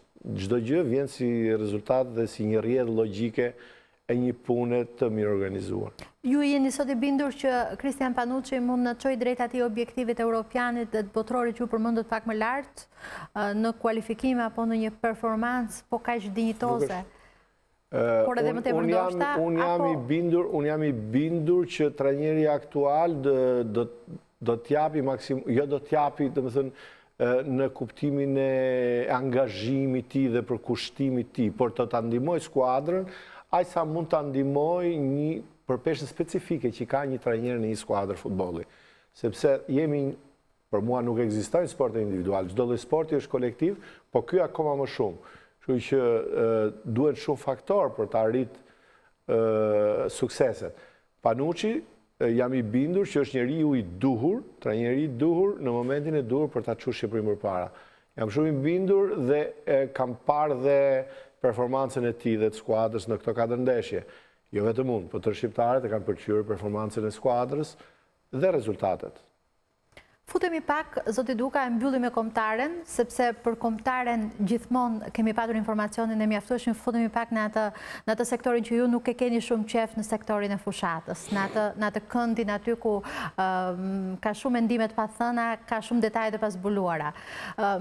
Po futem këtu duke referuar një intervistë të dhënë nga presidenti i Partizanit Gazdemi pak ditë më parë, ku e pyetën dhe i kërkuan çfarë mendimi kishte për zgjedhjet dhe pse nuk kandidonte ai vetë për të bërë presidenti i Federatës Shqiptare të Futbollit. Ma kanë propozuar disa miqtë mi disa herë, por unë mendoj që Duka është i pazvendësueshëm. Është e vështirë të mundësh presidentin Duka dhe ky ka qenë një nga motivet që nuk kam hyrë në zgjedhje. Ju pëlqen ky definicion që ju japin të tjerët dhe ndjeni vërtet veten të pakonkurrueshëm në këtë post? Absolutisht, më duket se e konsumuam dhe pak më lartë, domethënë konkurrencë duhet të ketë gjithmonë dhe unë e kam respektuar dhe e pranoj konkurrencë. Konkurrenca sjell zhvillim.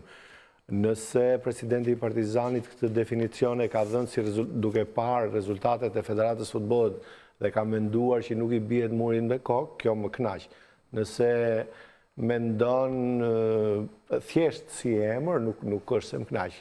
Më kënaqin fakti kur një projekt, një punë, një rezultat e konsideron të pa konkurrueshëm.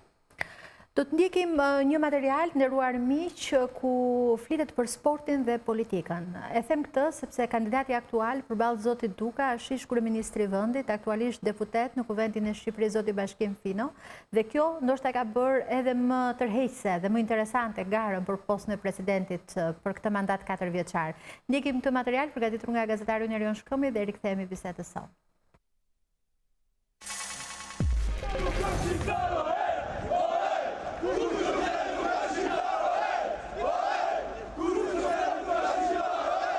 Futbolli është pa diskutim sporti më masiv në botë, një lojë magjishme e cila ndjell miliona tifoz. Futbolli është një vitrinë shumë e rëndësishme, e cila gjithnjë më shumë është kthyer në një minier ari për protagonistët. Futbolli është përdorur ndër vite nga faktorë të jashtëm, të cilët kanë kërkuar të përfitojnë nga masiviteti dhe emocioni i veçantë që përcjell ky sport. Ky është një fakt i njohur, ashtu si edhe shfrytëzimi i aseteve që lidhen me futbollin për të përfituar ekonomikisht dhe politikisht. Në mënyrë konstante, sporti dhe politika kanë krijuar një marrëdhënie simbioz që po e largon gjithnjë më shumë futbollin nga tifozët e thjeshtë, nga ata që e duan futbollin pa kompromise. Përfshirja një figure kaq shumë politike, si Bashkim Finos, në garën për president në Federatën Shqiptare të Futbollit, është një tjetër tregues i dëshirës së madhe të politikës për të qenë gjithnjë më e përfshirë në botën e futbollit, tashmë jo si një tifoz, por si drejtues. Si një organizat jo fitimprurse dhe e pavarur, Federata Shqiptare e Futbollit dhe në veçanti presidenti Armand Duka është akuzuar shpesh nga politika për përfshirje në fushata elektorale apo në mënyrën se si është zgjedhur. E fundit vjen nga armiku i më i madh virtual, i cili i kujton Dukës se është votuar nga po këto bashki që sot po i konsideron vot politike. Armand Duka në 16 vite si presidenti i Federatës së Futbollit, por dhe si një biznesmen i njohur, ka qëndruar shumë pranë politikës dhe politikanëve, duke bërë që figura e tij shpesh dhe të komprometohet. Këtë herë gara për president të FSHF-së pritet të jetë shumë ndryshe, ku dhe vetë protagonistët e politikës dhe sportit e kanë shumë të vështirë të ndahen për kandidatin fitues. Bashkim Finos është miku im, është shoku im, e dua fort. Në qoftë se do të kandidoj, ti jesh i sigurt që do të jem në krah me të, jo thjesht se jam pjesë e familjes së Partisë Socialiste dhe historira të tjera, por unë kam mik të hershëm Bashkimin. Reagimi Dukës për Bashkim Finos. Tani, Duka bëri një reagim, mua nuk më erdhi mirë se me jam ndërmjet dy mish. Dhe Dukën e kam shok, e kam mik, e kam vlerësuar për punën që ka bërë. Bashkim Finos e kam mik shumë të ngushtë. E du fort, ka qenë një kontribut që në Komitetin Olimpik, ka një dëshirë të kandidojë, pse jo? Duka është një person që lëre mund të akuzojnë shumë, por unë e vlerësoj për punën që ka bërë në Federatën e Futbollit. E vlerësoj maksimalisht se shof edhe e kanë akuzuar shumë rënd dhe e shof që sporti, mua më intereson sporti, mua s'më intereson Duka. Duka është një milioner që e ka zgjedh hallin e vet dhe s'ka prit që të bëj tendra futbollit për të fituar 2 lekë. Të jeni të bindur, ja u them me bindje. Ai e ka sfidë, sporti është emocion. Shpesher, zoti Duka, palë të ndryshme të politikës ju kanë sulmuar. Kujtoj kohët kur ish kryeministri Sali Berisha, ish ministri Bujar Leskaj, sot jeni në garë me një deputet të Kuvendit të Shqipërisë për të fituar një mandat tjetër në Federatën e Futbollit. Ju pëlqen gara me politikën apo mendoni që ndryshimet në këtë vend mund t'i bëj vetëm politika dhe asgjë tjetër? Ja, nuk do më pëlqente që në futboll bëja garë me politikën dhe as nuk kam qenë unë asnjëherë shkaktari apo kërkuesi i debateve, i garave apo i kundërshtive, i konflikteve me politikën. Në natyrën time jam natyrë konsensuale, mundohem që të ndërtoj raporte korekte me gjithë, aq më shumë me politikën, me faktorët, me qeverinë, se gjithmonë këtë për t'i kthyer ata në benefite për sportin që unë drejtoj. Fakti që politikan kanë cënuar pavarësinë e institucionit, apo duan të drejtojnë një institucion, apo gara me politikan nuk është se më pëlqen, por doja ta konsideroja më shumë si që kanë konsideruar dhe garën me Bashkim Finon. Mundohem shumë që ta konsideroj një garë sportive, mundohem shumë që ta ndaj bashkimin nga politika. Po sa po dal nga këtu, ose sa dal nga mendimet e mia, nuk më lejnë gjithë njerëzit dhe opinionet jashtë më thonë që jo është sekretar partije, jo është deputet, pse si nga deputet. Mu nuk më intereson dhe unë nuk jam natyrë qaramane. Unë do të konkuroj me bashkimin dhe jo me sekretarin e partisë. Nuk jam fare, do më thonë me këto statuset që kanë shkruar në për Facebook, nuk jam se si do ndikohen apo s'do ndikohen votuesit. Do lobojnë nëse partia në pushtet do merret apo s'do merret. Këtë do ta shohim në ditën e vazhdim. Kam një lloj keqardhje që vërtet politika do të hyjë në sport, nuk do doja. Do doja që shumë njerëz sport le të konkuronin, do doja që shumë unë nuk pretendoj që Federata Shqiptare e Futbollit nuk ka bërë asnjë gabim. Duka s'ka bërë asnjë gabim. Duka kritikohet, Duka ka sepse drejton një garë që ka shumë emocione, ka njerëz pa kënaqur, shumë e vështirë të ruash balancat e një aktiviteti kaq të larmishëm në Shqipëri me ato interesa që ka brenda. Por gjithsesi do të dëshiroj një garë sportive. Uroj që të vazhdoj deri në fund sportive. Fair në 3 ditë nuk është se po shoh. Nuk është se po shikoni fair, të paktën në këto 3 ditë para të fushatës. Po, ju keni deklaruar fillimisht që keni një njohje personale me zotin Bashkim Fino. Ju ka kontaktuar personalisht për t'ju komunikuar që do t'jetë kandidat për postën e presidenti Federatës Shqiptare të Futbollit përpara se ndoshta ju si dhe ne gjithë të tjerët e morën vesh nëpërmjet një deklarimit të tij publik? Jo, ka fakt që nuk kam pas kështu kontakte direkte apo telefonike që prej orës 2016 ku bashkimi ka qenë i pranishëm në një nga ndeshjet, mos gabojnë në ndeshjen e parë. Por e kam dëgjuar që do kandidon, ka kohë, domethënë, është e vështirë që gjatë siç e ndoqën nga kronika që tha Fideli që në atë kohë është diskutuar që bashkimi do ishte kandidat. Jo, në studion time është diskutuar edhe më herët, përpara 3 muajve. Shumë më herët, sepse Fideli ka qenë në javët e fundit të dhjetorit, në fakt. Nuk kam pas në kontakt direkt, po ndofta do ta kem këto ditë, nuk e mohoj, nuk e përjashtoj mundësinë që mund të kemi kontakt. Ju vjen keq për këtë nga marrëdhënia që keni patur, që nuk keni patur një kontakt, apo ndoshta ai mund t'ju kishte telefonuar e t'ju ja u jepte personalisht të lajm? Nuk e konsideroj as një fakt pozitiv, as negativ, nuk është se e vlerësoj që pse m'ka, ose ndofta mund ta kisha kontaktuar dhe unë, ta kisha pyetur të isha interesuar më shumë, kështu që nuk dua që ta ngarkoj me faj nëse më ka kontaktuar apo jo. Pa dhe marrëdhëniet e mia me bashkimin nuk kanë qenë kaq të afërta që duhet të më pyeste. Thjesht kemi mbaruar shkollën bashkë dhe unë kam qenë qytetar i këtij vendi kur ai ishte kryeminist. Çfarë mendoni për zotin Finos si politikan dhe si rival? Tani unë nuk mund të bëj vlerësimet, e ka vlerësuar Partia Socialiste kur e ka vënë sekretar partie, kur e ka vënë në më shumë se nuk e di 5 mandate deputet e ka vlerësu partia, kështu nuk mund t'jap në vlerësim. Ndërsa si rival do të thotë, unë e përgëzoj për iniciativën nëse është një iniciativë personale e tij, nëse nuk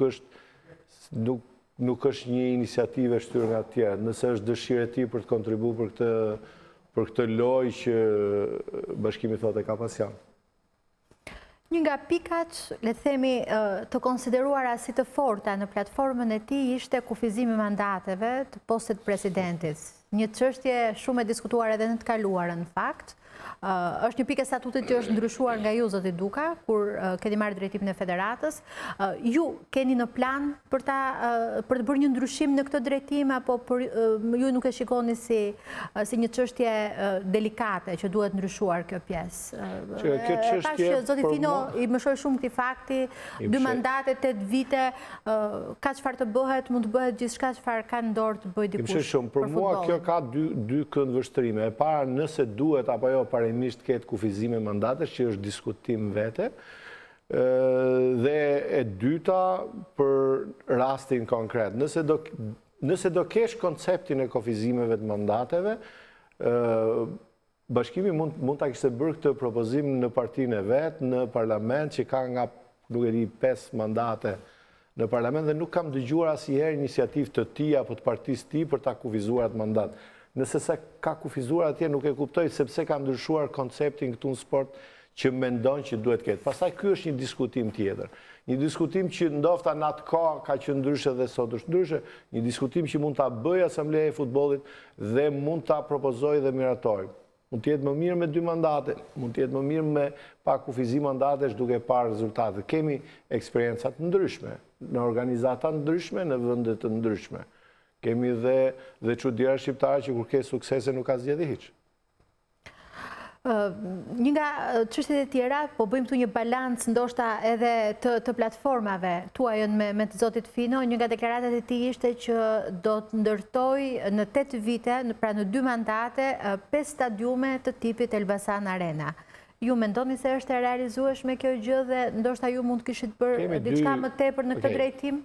Ne, Federatë Shqiptare e Futbollit është një federatë modeste, me ato buxhete që i ka të publikuara, të deklaruara, të audituara, dhe dihen limitet deri ku mund shkojnë. Nëse bashkimi bën premtimet në emër të Partisë Socialiste, unë mendoj që mund bëj 50 dhe jo 5. Nëse premtimet i bazon në buxhetet e Federatës Shqiptare të Futbollit, është e pamundur. Unë do doja në fakt sigur të bënin 50, por ju mendoni që me buxhetin e federatës është e pamundur që të realizohet kjo? Të bësh 5 stadiume si Elbasan Arena apo stadiumi Loro Boriçi, do të thotë që të kesh një buxhet 50 milionë euro që është e pamundur. Tjetra çështje për të diskutuar është e drejta televizive, një pikë shumë delikate që shpeshherë mendohet dhe hap atë dyshimin e abuzimeve. Dhe ju zoti Duka shpeshherë keni marrë ndoshta edhe opinione të ndryshme, këndvështrime të ndryshme, ndoshta edhe kundërshti për sa i përket të drejtës televizive të dhënë për kampionatin shqiptar, e cila është dhënë një platforme ku thuhet se ju e keni favorizuar atë apo jeni dhe aksioner atje. Sa e vërtet është kjo dhe a do të kishte vend për ndryshim të kjo gjë? Ndoshta federata mund të ishte më e hapur për të dhënë të drejtën televizive, ka vend për këtë? Transmetimi i kampionatit kategorisë superiore live prej disa viteve në Shqipëri dhe në 2 vitet e fundit dhe i kategorisë parë, mendoj që e ka ndihmuar në disa këndvështrime zhvillimin e futbollit në Shqipëri, i ndryshon në një lloj mënyre dhe kualitetin, ndihmon dhe njerëzit që në kushte më komode ndofta pa shkuar në stadium të ndjekin futbollin. Dhe jemi vendi më i mirë prapë po ta krahasojmë me rajonin. Ju mund ta verifikoni, Maqedonia arkton 0 lek nga transmetimi, madje nuk është në transmetim live. Malizi gjithashtu, Bosnia gjithashtu. Ne sot ne arktojmë një shifër të konsiderueshme nga e drejta televizive e kampionatit kategorisë superiore, cilën e kemi shit jo vetëm Shqipëri, por dhe jashtë Shqipërie, që është një shumë që e ndihmon goxha buxhetin e klubeve të kategorisë superiore. Jam i sigurt që kemi respektuar gjithë procedurat që ka Federata Shqiptare e Futbollit për të marrë shifrën më të mirë. Por fatkeqësisht në çdo punë që të bësh, është më mirë kur s'bën asgjë se s'ke asnjë kritik, siç mund të jetë Maqedonia që merr 0 të ardhura, sesa ne që marrim një shifër të konsiderueshme, mund të them rreth 10 apo 15% të buxhetit të gjithë kategorisë superiore, sigurohet nga të drejtat televizive, që në fund nuk është pak apo është shumë më mirë se sa 0. Po e përsëris edhe një herë duke respektuar çdo lloj procedure që ka Federata Shqiptare e Futbollit, dhe jam shumë i bindur që kemi marrë maksimalen dhe që ajo platforme ka ndihmuar shumë pasqyrimin e futbollit në Shqipëri, dhe edhe gjithë emisionet që bën, qoftë dhe në këtë studio dhe në studiot e tjera, vinë si rezultat i asaj marrëveshje që ka Federata e Futbollit me atë platformë. Jo, okej, me atë platformë, po ndoshta i më shohet më tepër transparencës, ndoshta mund absolutisht transparente, absolutisht duke respektuar gjithë rregullat që ka Federata e Futbollit, dhe jam shumë i bindur që kemi marrë maksimumin e mundshëm dhe nuk do merrnim asnjëherë më shumë. Uroj të marrim më shumë në të ardhmen, por tregu është i vështirë, është treg i vogël, jemi një vend me 3 milion banor. Nuk jemi më i madh se sa thash komshit Malizi, Kosova, Maqedonia, Bosnia që marrin 0 me këto. Megjithëse Kosova merr diçka së fundmi nga e njëjta kompani, vendet e tjera 0. Së fundmi, dokumenti zyrtar, le të themi, i bërë publik në media nga një media publike këtu në vendin tonë, një teme mjaft të diskutuar të paktën këto ditët e fundit, është çështja e shoqatave sportive që janë anëtarët federatës dhe që kanë drejt vote në Asamblenë e Shtatshkurtit. Pretendimi i zotit Fino, po i referohem atij, pasi kjo gjë u bë publike dhe u diskutua dhe u përdor nga ai në fakt për lobimin e tij, ishte që 8 shoqata nuk janë të regjistruara në gjykat, pra rrjedhimisht nuk kanë të drejtë votojnë në asamble. Ka një qëndrim zyrtar të Federatës Futbollit. Ju si e konsideroni këtë fakt, a keni diçka për të shtuar në lidhje me këtë detaj? Në fakt, nëse do kthesh dhe besoj se do t'i kesh në për arshivat, një të gjë ke edhe në prag asamblen e 4 viteve më parë, edhe në prag asamblen e 8 viteve më parë, edhe në prag asamblen kur është zgjedhur Duka në 2002-shin në 16 vite më parë, e njëjta gjë ka qenë për shoqatat anëtare të Federatës Futbollit. Nëse do kthehemi tamam në atë asamblen e vitit 2002, Federata Shqiptare e Futbollit ishte edhe vetë federata e pa regjistruar në gjykat dhe të gjithë anëtarët e saj të pa regjistruar në gjykat. Të gjithë klubet e futbollit pothuajse me një përjashtim të vogël, maksimumi 10% e tyre ishin të regjistruar në gjykat. Dhe ky ka qenë një proces zhvillimi, por asnjëherë nuk i ka cënuar të drejtën e antarësisë, sepse të drejtën e antarësisë ja jep vetë asambleja. Vetë asambleja e Federatës Futbollit ka marrë një vendim diku nga viti, nëse nuk gaboj 2011 ose 2010, e cila fotografoi situatën e ati vitit të Federatës, listoi antarët e saj, madje me listë të antarëve që ishin 66, prandaj ka ngritur dhe numri fiks 66 dhe vazhdoi procesi i regjistrimit, i kthimit të klubeve në shoqëri aksionere apo shoqata, të cilat në atë kohë nuk kishin asnjë lloj forme juridike sipas ligjit faktikisht, i kthimit të gjithë këtyre shoqatave, procesi i regjistrimeve e tjerë. Pra, këto janë antarët e Federatës Futbollit të cilët në çdo kohë kanë shprehur vullnetin e tyre. Të dalim tek 8 shoqatat rajonale për të cilat diskutohet. 8 shoqatat janë, 8 shoqatat thash që kanë ekzistuar që para se të vinte Duka në federatë, kanë qenë anëtare të Federatës së Futbollit, ushtrojnë aktivitet në gjatë gjithë kësaj periudhe dhe përfaqësojnë më shumë se sa 80% të komunitetit futbollistik në Shqipëri. Janë rreth 650, domethënë plus minus 10% ekipe futbollit të cilat ushtrojnë aktivitetin nëpërmjet këtyre federatave. Po sipas ligjit duhet të regjistrohen gjykat apo jo? Janë të gjitha shoqata anëtare, janë të gjitha që kanë kaluar një proces regjistrimi, i cili domethënë nga pikpamja të gjithë vendimet e Federatës Futbollit bashkë me listën e këtyre anëtarëve janë të depozituara në gjykat. Kështu që nuk besoj se ka ndonjë cënim apo ndonjë deformim të vullnetit të anëtarëve të Federatës Shqiptare të Futbollit. Janë njëjtët anëtarë që kanë votuar gjithmonë, janë njëjtët anëtarë që janë dhe tani që ushtrojnë aktivitet normal. Nëse nuk do të ishin një gabim i madh sepse ose nëse konceptohet që nuk duhet të jenë anëtarë shoqatat rajonale, thash përfaqësojnë më shumë se sa 70% të futbollit shqiptar. Pikërisht këto 8 shoqata për cilat flitet, do të votojnë në zgjedhjet e Shtatshkurtit? Absolutisht do të votojnë siç kanë votuar gjithmonë dhe janë legjitime, janë vendimi i asamblesë që thashun është i regjistruar në gjykat. Me listën e anëtarëve që Federata Shqiptare e Futbollit ka këto anëtarë. Jo vetëm ajo, se kjo që thash është në vitin 2011, por pas vitit 2011 deri në vitin 2017 janë bërë dhe 7 asamble të tjera, të cilit vit mas viti me të njëjtit antarë, me të njëjtit votues janë regjistruar në gjykat, sipas ligjit shqiptar. A ka patur reagime nga këto shoqata pas daljes së këtij fakti, le të themi, apo pas deklaratës të rivalit tuaj zotit Fino, ka patur ndonjë reagim të tyre tek ju apo e keni ndjerë si shqetësim të tyre? Po, normalisht ato shqetësimet e veta duhet t'i kenë shprehë në zyrat e Federatës Futbollit, në cilën me thënë të vërtetën në ditët e fundit unë nuk është se kam shkuar më. Kështu që administrata e Federatës duhet sepse në momentin që sipas statutit Federatës Shqiptare të Futbollit, që në momentin që përcaktohet data e zgjedhjeve është administrata e cila merr detyrat e organizimit zgjedhjeve dhe komiteti i verifikimit të asamblesë, i cili duhet kryej gjithë procedurat. Dhe nëse ka pas ankime, duhet i kenë bërë në komisionin e verifikimit të asamblesë. Pash diçka që në drejtimin e këtyre shoqatave janë figurat njohura të futbollit shqiptar, figura shumë nderuara për shkak të karrierës që kanë patur në sport. Asnjëri prej tyre nuk ju ka kontaktuar për të shprehur një shqetësim?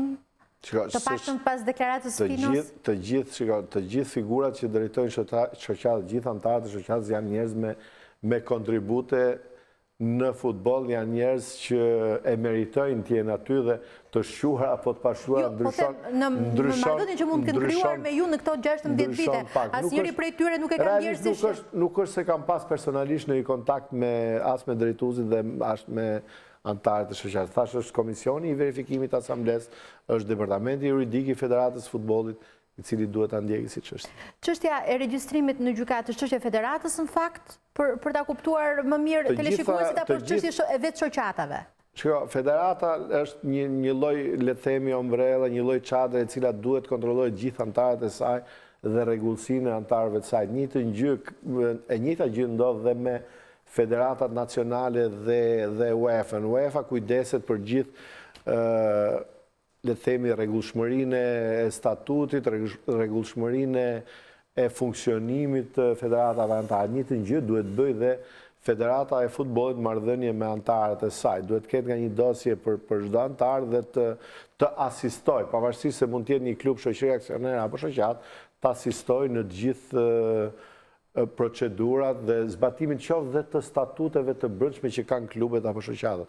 Kështu le të themi është një detyrë e përbashkët e antarëve dhe e federatës. Si detyrë funksionale është gjithmonë e antarit, por federata, duke qenë se në fundit çfarë është federata, është një administratë e cila administron fatet e këtyre antarëve. Kështu që ta asistojë dhe të ndihmojë ata është detyrë funksionale e tyre. Zoti Duka, më lejoni që të hyj në një detaj që në fakt bëri pak përshtypje në deklaratën e rivalit tuaj zotit Fino. Ju bëri ju përshtypje, nuk e di, dua t'ju pyes. Përdori disa herë termat prokurori dhe burg. Janë terma në fakt që përdoren shpesh në politik të partive për të sulmuar apo për të, le të themi, në thonjza për të kërcënuar njëra tjetrën. Ju bën përshtypje këto terma? Në fakt janë shprehje që vërtet më lanë shenjë të mirë dhe unë nuk i kam dëgjuar për herë të parë, por asnjëherë nga njerëzit e sportit. Asnjëherë nga njerëzit e sportit nuk kam dëgjuar të njëjtat kërcënime, por i kam dëgjuar gjithmonë kur kemi pas përplasje me politikën. Na kanë kujtuar shpesh burgun në atë kohë, kur në vitin 2006 kemi shkuar në prokurori, kemi bërë shumë gjëra në atë kohë dhe fatkeqësisht u rishfaq ky kërcënimi i burgut. Por këtu ne jemi në një diskutim sportiv dhe mund të bëjmë debat sportiv, mund të kemi dhe të meta, mund të kemi dhe diskutime, mund të kemi dhe gjëra për të korrigjuar. Po mendoj që mund t'i zgjidhim brenda familjes tonë futbollit dhe tendenca gjithmonë e futbollit kjo është që çështjet e futbollit t'i zgjidhi brenda futbollit. Nuk besoj se ka nevojë të kërcënojmë njëri tjetrin me burg. Kemi nevojë që të mbështesim njëri tjetrin, të çojmë futbollin përpara, përmirësojmë ato gjëra që s'kemi mirë. Drejtoria e përgjithshme e tatimeve, siç e dini dhe ju dhe siç është bërë publike edhe në media, ka deklaruar se do të ushtrojë një kontroll te klubet e futbollit nga data 22 janar deri datën 7 shkurt, që përkon në fakt dhe me zhvillimin e asamblesë zgjedhore të federatës. Nuk e di nëse ju këtë iniciativë të kësaj drejtorie e konsideroni një rutinë pune apo e konsideroni të qëllimshme pikërisht në këtë moment kur ju vetë, por dhe shumë krerë të tjerë ndoshta që do të propozohen për antar komiteti janë në periudhë fushate. Si e shikoni këtu? E shikoni si një farë, le të themi, presion ndaj klubeve të futbollit? Koincidencë besoj. Besoj koincidencë, në fakt e kam parë atë në rrjetet sociale, dhe dje kam marrë dhe nga një klub dokumentin i cili urdhëronte një lloj kontrolli, por dhe koincidonte që përfundonte me datën 7 shkurt kur janë dhe zgjedhjet Federatën e Futbollit. Unë besoj se është koincidencë. Unë kam biseduar në fakt me ministrin e financave që 2 ditë më parë dhe më ka garantuar që kjo mund të jetë një koincidencë dhe ky kontroll nuk do kryhet. Nuk do të kryhet. Këtë gjëja u ka komunikuar ministri? Po, kam komunikuar me Ministrinë e Financave dhe më ka garantuar që ka qenë koincident, sepse ndofta dhe mund të ketë qenë programuar më parë, nuk e dinin që do ishin zgjedhje tani dhe është pezulluar. Keni patur ndonjë reagim nga klubet e futbollit dhe ato klube futbolli që drejtohen ende nga bashkiet, mendoni se mund të ketë ndonjë formë presioni nga kontrolli, nga situata, nga kandidimi vetë një deputeti për kreun e FSHF-së? Unë nuk besoj se sekretari i partisë mund të ketë influencë në varësit e tij. Besoj se varësit e sekretarit partisë do jenë pavarur në vendimet e tyre. Nëse do vinë njerëzit e futbollit, do jenë akoma më të pavarur. Nëse do vinë direkt varësit, do kenë një lloj influencë, por gjithsesi kjo nuk do ta ndryshojë rezultatin e këtyre zgjedhjeve. Si e parashikoni ju rezultatin e këtyre zgjedhjeve, zoti Duka? Kujtoj 2002-shin dhe kujtoj madje që ju kam bërë dhe intervistën e parë si presidenti i federatës. Keni shkuar në balotazh atëherë. Atëherë keni shkuar në balotazh, jo më në balotazh, më tej zgjedhjet kanë qenë të padiskutueshme. Kemi qenë 4 kandidatë në atë kohë. Si e parashikoni? Dhe sipas statutit duhet garantosh 2/3 e votave, në atë kohë në raundin e parë unë kam marrë më pak, pastaj në raundin e dytë kam marrë diku më shumë, 40 e sa vota se më mend. Do doja të ishe i sinqert që në këtë lloj gare do t'jetë ndryshe nga zakonisht, do me thënë, i them zakonisht tyre viteve të fundit ku kandidatura e juaj ka qenë... Garë ka qenë në çdo kohë, me figura goxha të eksplikatora të sportit apo të investitorëve në sport. Po garë ka që të tensionuar, nuk mbaj mend këtë patur, ndonjëherë. Unë faktikisht nuk është se më lënë shihet mirë gara me... Nuk kam se e fsheh që Bashkimi është politikan. Nëse do të them që Bashkimi s'është politikan, do ishte hipokrizi e madhe dhe kush do ma besonte. Nuk më pëlqen që për kreun e futbollit shqiptar, ky nuk është një cënim për mua. Mua nuk ka asnjë problem, do bëj garën e radhës, do shoh projektet e mia për të ardhmen dhe do vazhdoj në rrugën time. Është një cënim i Federatës Futbollit, i imazhit futbollit shqiptar, i cili e pat fituar në arenën ndërkombëtare një lloj pavarësie dhe një lloj mos ndërhyrje apo influencë të politikës në futboll. Kam frikë që të tjerët këtë do ta lexojnë si një ndërhyrje të politikës, pavarësisht vullnetit të drejtuesve të Partisë Socialiste apo vullnetit kryeministit për mos me ndërhyrë në këto zgjedhje, po fakti që kandidati është paktën të ishte larguar si sekretari i partisë dhe të rinte vetëm si deputet, ndofta do ta kamuflonte i çik më shumë dhe do të isha dhe unë më i qetë, do më vinte më mirë sepse do dëmtohesh më pak imazhi i Federatës Futbollit. Fakti që vazhdon të jetë sekretar partie e cënon deri diku imazh, nuk më cënon mua, unë do vazhdoj garë, thash dhe unë nuk jam qara madhe, nuk jam qara kurrë. Ju shqetëson fakti që ai nuk e la mandatin e deputetit, në fakt statuti... Ta thash arsyeën për çfarë shqetëson, nuk më shqetëson. Nuk e ka të shprehur qartësisht këtë. Interpretim është, nuk i hy, unë nuk jam jurist. Unë nuk jam jurist, ky është interpretim, statuti thotë që çdo kandidat duhet të jetë i paanshëm politikisht. Tani nëse konsiderohet apo jo, ky është komisioni i verifikimit të asamblesë që duhet ta përcaktojë apo qoftë dhe institucionet e parlamentit shqiptar që duhet ta përcaktojnë nëse ka apo jo papajtueshmëri. Dëgjova vetë kandidatin që tha nuk ka papajtueshmëri. Unë nuk jam jurist që ta përcaktoj këtë gjë. Jo, në statutin e FIFA-s. E vetmja keqardhje që kam është që pse duhet konsiderohet, pse duhet të rikthehemi prapë në përzierjen e politikës futbollit në një kohë që e kishin fituar me kohë këtë lloj imazhi pozitiv të një institucioni të pavarur sportiv. Nuk kam asnjë lloj dëshire... Nëse do ta kishte dorëzuar mandatin, do të flistit ndryshe? Nuk kam asnjë lloj dëshire që mos të kem bashkimin apo në një tjetër, apo më shumë kandidat, sa më shumë kandidat, aq më mirë do ishte për Federatën e Futbollit.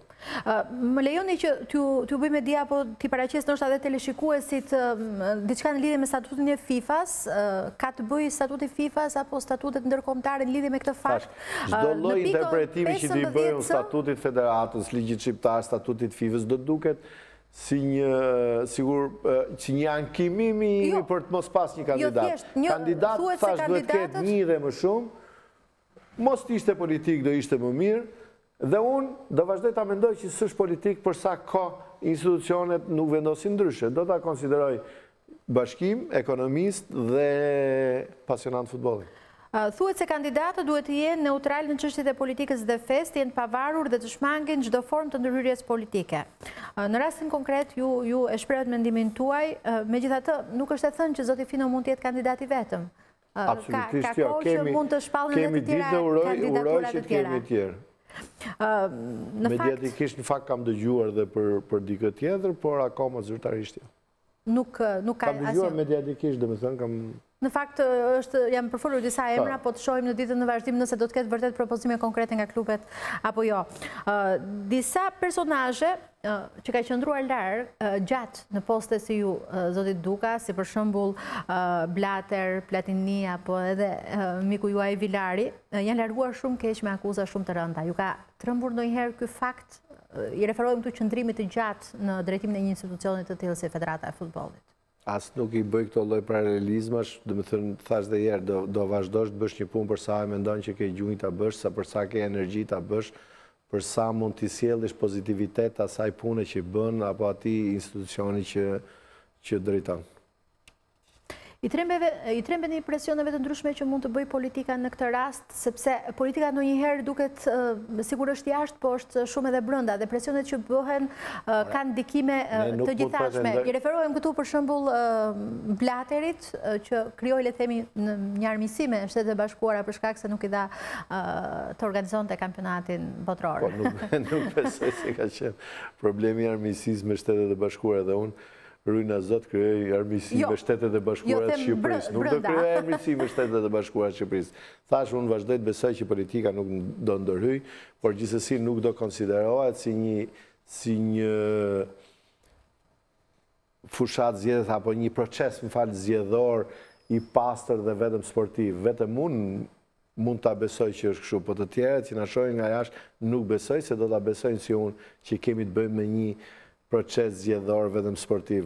Unë kam prirën, thash, ta shoh konkurentis thjesht si një konkurent sportiv, dua ta shoh ashtu, por realisht kemi të bëjmë me element apo me faktor të partisë në pushtet që janë pjesë e kësaj fushate. Nesër për shembull në orën 11 ju së bashku me kryeministrin Rama do të inauguroni ambientet e reja të Federatës së Futbollit. Është ky një takim i rastësishëm, i llogaritur apo do të diskutoni diçka në lidhje me kandidaturën e zotit Fino, me kandidaturën tuaj apo diçka tjetër? Ja, nuk besoj. Projekti për ndërtimin e kompleksit për shtëpinë e futbollit shqiptar, në cilën nuk do jenë vetëm zyra, por do jetë një mini stadium në cilin do të trajnohen ekipet kombëtare, një fushë tjetër stërvitje, një ambient fizik. Do të thënë do jetë një shtëpi e futbollit shqiptar, goxha investimi i madh i Federatës së Futbollit. Është një projekt që ka nisur me kohë, për cilin kryeministri duhet ta falenderoj që na ka ndihmuar për të na vënë në dispozicion atë terren atje, dhe duke qenë që është një kontributor i këtij projekti, sepse ka dhuruar, investimi do jetë tërësisht i Federatës së Futbollit, por terreni është i dhënë nga qeveria shqiptare, kështu që dhe prej kohësh është prit me leje ndërtimit. Lejen e ndërtimit fakt nuk e bëjmë ne, e bën qeveria, kështu që tani ka dalë leja dhe duhet që të fillojmë punë. Dhe nesër kemi lënë në orën 11 provorimin e fillimeve të punimit të këtij kompleksi shumë të rëndësishëm për Shqipëri. Investimi më i madh i bërë Shqipëri pas stadiumit kombëtar, sepse vepra më e madhe e viteve të fundit është stadiumi kombëtar. Po ti referohem projektit. Nuk besoj se do të diskutojmë për zgjedhje, kryeministri ka 1000 punë tjera, nuk besoj se do të merret me zgjedhjet në futboll. Po besoj e ka informacionin se çfarë po ndodh me zgjedhjet në federatë. Po telekomand kanë gjithë. Projekti i zotit Fino, me sa dëgjova dhe u përqendrova pak, konsistonte shumë në ndërtimin e infrastrukturës, të akademive, ndryshimin e imazhit, masivizimin dhe kryesisht transparencën. Liga e futbollit ishte një ndër to, që është një nga gjërat që nuk e di pse nuk është arritur të bëhet deri më sot. I kam dëgjuar faktikisht, por mbase është i pa informuar dhe nuk i din që akademitë e futbollit ekzistojnë në Shqipëri, ndoshta jo 100% klubeve, por klubet e kategorisë superiore, të gjitha kanë akademi futbolli, madje ka dhe akademi private, jo vetëm Tiranë, po edhe në shumë qytete Shqipërisë dhe akademi të zhvilluara, masivizimi i futbollit, thash vetëm në 4 vjeçarin e fund, numri i njerëzve që luajnë futboll në Shqipëri është rritur në afërsisht 4.000 futbollistë të regjistruar në Federatën e Futbollit. Federata e Futbollit organizon kampionatin e shkollave në tërë Shqipërinë. Kemi nisur atë projektin Grow që ju përmenda më lart, i cili ka objektiv që të aktivizoj 24.000 fëmijë gjatë ti 4 vjeçari, kështu janë gjëra që janë gjanë në futbollin shqiptar. Liga profesioniste është një proces i nisur i klubeve të kategorisë superiore me asistencën e Federatës Futbollit, është një proces i cili shpresoj që të mbaroj sa më parë, po që nuk është një detyrë vetëm le të themi administratës apo e komitetit ekzekutiv të Federatës për bashkëpunim me klubet. Është një iniciativë e marrë nga vetë klubet dhe asistuar nga ne, ashtu siç duhet jetë. Shpresoj që brenda 2018-s të përfundoj. Kështu nga ato që kam dëgjuar, nuk kam dëgjuar asgjë tre. Përveç asaj 5 stadiumeve në Shqipëri që nuk është në dorën e Federatës, sipas jush. Ka Duka një premtim të madh për këtë 4 vjeçar që vjen? Objektiv për cilin ne duhet punojmë përveç atyre që thash masivizimit, ndryshimit infrastrukturës, përmirësimit të shkollës edukimit, jo vetëm brenda, por i sistemit edukimit në vend, ajo çfarë është më e prekshme për njerëzit janë rezultatet e ekipit kombëtar. Ajo çfarë vërtet është kthy në fetë shqiptarëve. Kështu objektivat tonë madhore janë euro dhe botërori. Ka ndonjë tifoz të madh, cili është tifozi juaj më i madh, zoti Duka, për të zgjedhur sërish në krye të Federatës? Pash, në fakt, kemi parë gjatë këtyre ditëve në rrjetet sociale, futbollistë ndryshëm të kombëtares, personazhe të sportit, analistë, qoftë edhe gazetar me pozicionime të ndryshme, pro apo kundër jush, nuk ka rëndësi. Është më mirë t'ju mbështes politika apo më mirë t'ju mbështes komuniteti? E kam dëgjuar dhe këtë në formën e akuzës nga kandidati tjetër, pse futbollist apo njerëz të futbollit. Ju garantoj që asnjë nga ato nuk kam kontaktuar. Por në të njëjtën kohë, në momentin që kam parë mbështetje, kam ndjerë një lloj emocioni, sepse ato kanë mbështetur punën, ne kemi punu bashkë me shumë futbollistë, me trajnerë, kemi kalu situata, domethënë emocionet e sportit janë jashtëzakonisht mëdha, kemi qesh, kemi qak, jemi shah, kemi bërë shumë gjëra bashkë, kështu që ata nuk besoj se mbështesin mua, nuk besoj se mbështesin Armand Dukën, besoj se mbështesin ata që kanë parë, ata që kanë ndjerë punën që është bërë dhe mendojnë që duhet vazhdoj të bëhet. Kush është në të vërtet? Kemi shumë nga këto që vërtet vjen mirë që vinë nga komuniteti futbollit. Tani, ka edhe njerëz politikës që mund të ishin mbështetës, por ata që më kënaqin më shumë janë këto të futbollit. Nuk ka pse të bëhet xheloz asnjë pse njerëzit e futbollit mbështesin një njeri të futbollit, sepse u bëm shumë vite në këtë komunitet. Tu desha të ndalim Sigurisht nuk jam bërë asnjëherë xheloz kur shokët e bashkimit politikës janë bërë shumë agresiv me mua. Janë vërtet 16 vite, janë shumë vite që Duka është pjesë e futbollit, e komunitetit, është pjesë e sukseseve dhe dështimeve ndonjëherë të sportit në Shqipëri, por nga një biznesmen është kthyer në një president dhe kjo histori me uljet dhe ngritjet e tij sigurisht që ka shënuar një pjesë të rëndësishme të sportit, më të rëndësishme dhe më popullor në vendin tonë. Shohim një profil të presidentit aktual Armand Duka. 16 vitet në krye të Federatës Shqiptare të Futbollit e bëjnë më jetë gjati në krye të qeverisë së futbollit në vitet e demokracisë, ajsa për të gjetur dikë që ta rivalizojë në këtë aspekt, duhet të hapim arshivat e kohës së monizmit. Armand Duka është padyshim figura më emblematike e FSHF-së, që bashkë me uljet dhe ngritjet e tij, ka qeverisur në gjithë 1000 vjeçarin e ri. I ardhur në krye të institucionit të futbollit në vitin 2002, pasi mposhti në garë, ish antarin e komitetit ekzekutiv me Di Bushati. Biznesmeni i suksesshëm nga Shiaku do të bëhej shumë shpejt i njohur për publikun si një personazh karizmatik dhe që pëlqen të ketë në dorë kontrollin e situatave. 4 vjeçari i parë do ta shohë Dukën të angazhuar në revolucionin e federatës.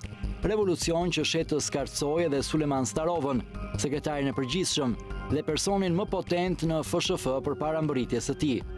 Pjesë e këtij revolucioni ishte edhe stoli kombëtares, me Suleman Demollarin, që shet të shkarkohet pas një humbjeje turpëruese të kombëtares në Andorra.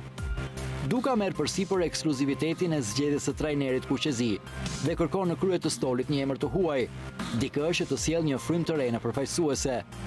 Pas zhgënjyesit Dosena, do t'jetë Hans Peter Brigel, ai që do drejtoj për 3 vite Shqipërinë, ndërsa në vitin 2004, kombëtarja do të bëhet me shtëpi të re, kur në Kamës do ndërtohet kompleksi më modern në vend. Në zgjedhjet e vitit 2006, Duka do të ketë përballë tij si rival kryesor Edmond Haxhin, të cilin e mposhtë thellë që në raundin e parë me 51 ndaj 16 votave që mori rivali i tij. Bashkë me mandatin e ri, Duka sjell edhe një tjetër trajner të huaj, plakushin Otto Baric, një strateg që fiton zemrat e tifozëve, por që pas 2 humbjeve me Bielorusinë dhe Rumaninë, largohet duke lëshuar shtrëngatën e madhe. Lojtarët më trastuan. Është hera e parë në epokën Duka që kombëtarja përfundon në syrin e ciklonit me akuzën e trukimit, çka vuri në lëvizje vetë kryeministrin e asaj kohe, Sali Berishën, që kërkoi menjëherë auditimin e Federatës Shqiptare të Futbollit, audit që u udhëzoq aso kohe nga ish-ministri Bujar Leskaj. Por FIFA nuk do të mund të lejonte kurrësi politikën të ndërhynte pa një shkak konkret tek një antare e saj, dhe do ta përjashtonte Shqipërinë nga veprimtaritë e saj, ndërsa paqja do të rikthehet pak muaj më vonë, kur ish-ministri i Kulturës dhe Sporteve Ylli Pango do të firmoste statutin e FSHF-së, duke legjitimuar ndryshimet në statut. Armand Duka do të fitojë betejën e fortë me politikën dhe do të vijojë reformat e shpallura në asamble. Në zgjedhjet e vitit 2010, përballë presidentit Duka, do të jenë Refik Halili dhe Rudi Vata, ndërsa edhe një herë Duka do të fitojë me diferencë të thellë votash, 49 për të, 15 presidenti i Tiranës dhe vetëm 1 vot për ish-kapitenin e Shqipërisë. Janë vitet të një ere të re në futbollin ton. Lind projekti Skënderbeu dhe bashkë me të dhe akuzat për përfshirje direkte të presidentit Duka në përkrahje të klubit, që u financua drejt për drejt nga biznesmen që mbështesin spektrin e djathtë. Të shumt janë klubet dhe personazhet që ngren gishtin ndaj tij. In primis Flamurtari dhe kryebashkiaku Shpëtim Gjika, edhe këta të fundit orientuar politikisht si përfaqësues të së majtës. Por kjo nuk i lëkund as pak pozitat e njeriut më të fuqishëm në futbollin shqiptar. Ndonëse investimet nuk do të mungojnë dhe projektet e federatës janë konkrete, çuditërisht problematika rritet dhe ekipet shpesh bien prej një lumi akuzash për kapje të ndryshme me zyrat në federat, saqë bëjnë të humbas besimin në garë dhe ndeshjet që dyshohen si të trukuara përfundojnë në dosjet e UEFA-s. Por nëse në kampionat gjërat nuk shkojnë mirë, në kombëtare punët janë ndryshe. Pas Josip Kushes, Duka afron Xhani Debiazin, me italianin që menjëherë ngroti tifozët dhe opinionin. Në infrastrukturë, Shqipëria do të hedhë hapa që nuk i kishte imagjinuar më herët, kur me mbështetjen e qeverisë dhe të FIFA-s e UEFA-s, federata do të ndërtojë të parin stadium të standardeve bashkëkohore, ku rikonstrukton Rushdi Bizhutën, tashmë me emrin e ri Elbasan Arena. Por jo vetëm ky stadium, edhe terrenet të tjera do të hedhin hapa cilësor, duke zhdukur më në fund baltën nga fushat e lojës në superiore. Kjo sjell që në vitin 2014, Armand Duka të jeti vetëm në garë. Askush nuk guxon të përballet me presidentin e pushtetshëm të federatës dhe të gjithë anëtarët votojnë pro tij, asnjë vot kundër, asnjë abstenim. Përfshirë dhe klube si Bylis, Teuta apo Flamurtari, që shpesh kanë qenë oponentës me të, duke i dhënë fund zhurmave të viteve të shkuara. Kombëtarja në vitin 2016 do të arrijë rezultatin më të madh të historisë së saj, kur do të kualifikohet për një kampionat evropian. Ndërsa me këtë fitore në duar, si dhe suksesin e madh të antarësimit të Kosovës, Duka do të kërkojë të shkojë atje ku asnjë zyrtar shqiptar nuk ishte shkelur më parë, në komitetin ekzekutiv të UEFA-s. Por në garën e 5 prillit të vitit të shkuar, presidenti i FSHF-së nuk do të arrijë ta marrë postin e dëshiruar për vetëm 3 vota. Ndonëse më pas do të ngushëllohet me detyrën e zëvendës kryetarit të komitetit Hatrik të UEFA-s. Sot është 14 janar dhe pas 3 javësh Armand Duka do të kërkojë mandatin e tij të pestë, një tjetër 4 vjeçar për biznesmenin që futbollin tashmë e ka pjesë të jetës së tij dhe që do të kërkojë ta përmirësojë më shumë.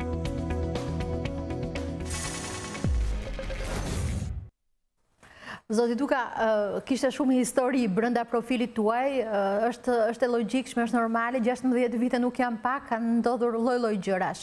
Qëndrojmë pak tek bota e futbollit, tek klubet e futbollit, e presidentët, shpeshherë kanë patur akuzat ndryshme ndaj jush, favorizime, klientelizëm, por ajo që ka bërë gjithmonë përshtypje dhe që çuditërisht është kthyer ana tjetër e medaljes, gjithmonë kanë votuar pro jush në asamble. Pse ka ndodhur kjo dhe a do të ndodhë sërish në zgjedhjet e 7 shkurtit? Shiko, thamë që jemi pjesë e një gare me emocione dhe në çdo rast që ka një gabim nga çdo lloj faktori në garë, shigjetohen Federata e Futbollit dhe indirekt presidenti i saj. Çdo drejtues klubi ndofta për të mos e pranuar mos performancën, mos arritjen e rezultatit dhe kam kollaj të etiketoj tjerët. Por këto janë momentale, janë emocionale, kur vjen fundi, njerëzit e futbollit gjykojnë atë çfarë është bërë në total. Kjo nuk do të thotë që nëse mbështet një alternativ, je 100% dakord, apo ke pranuar çdo gjë që ai ka bërë gjatë 4 vjeçarit. Por ke pranuar bilancin pozitiv të punëve të tij, apo ke pranuar bilancin pozitiv qoftë dhe të marrëdhënieve të tij. Me gjithë presidentët, në momentet veçanta, me gjithë drejtuesit e klubit, klubeve në momentet veçanta mund të kesh pakënaqësi, mund të kesh mos pranim të vendimeve jo vetëm fush, por edhe të vendimeve jashtë fushës, por në fundit për sa kohë mbeten sportive dhe për sa kohë të i kalohen, sjellin zhvillim. Është bërë, ndoshta është kthyer edhe në një formë batute, po konsideroj kështu çështja e tifozërisë së presidentit Federatës së Futbollit. Ju keni deklaruar gjithmonë që jeni tifozë i vllaznis. Po në fakt duke ju parë pas golit të Gavazajt të Skënderbeut në përballjen e Europa Ligës me Mladen, nuk kishin parë ndonjëherë të gëzonit ashtu.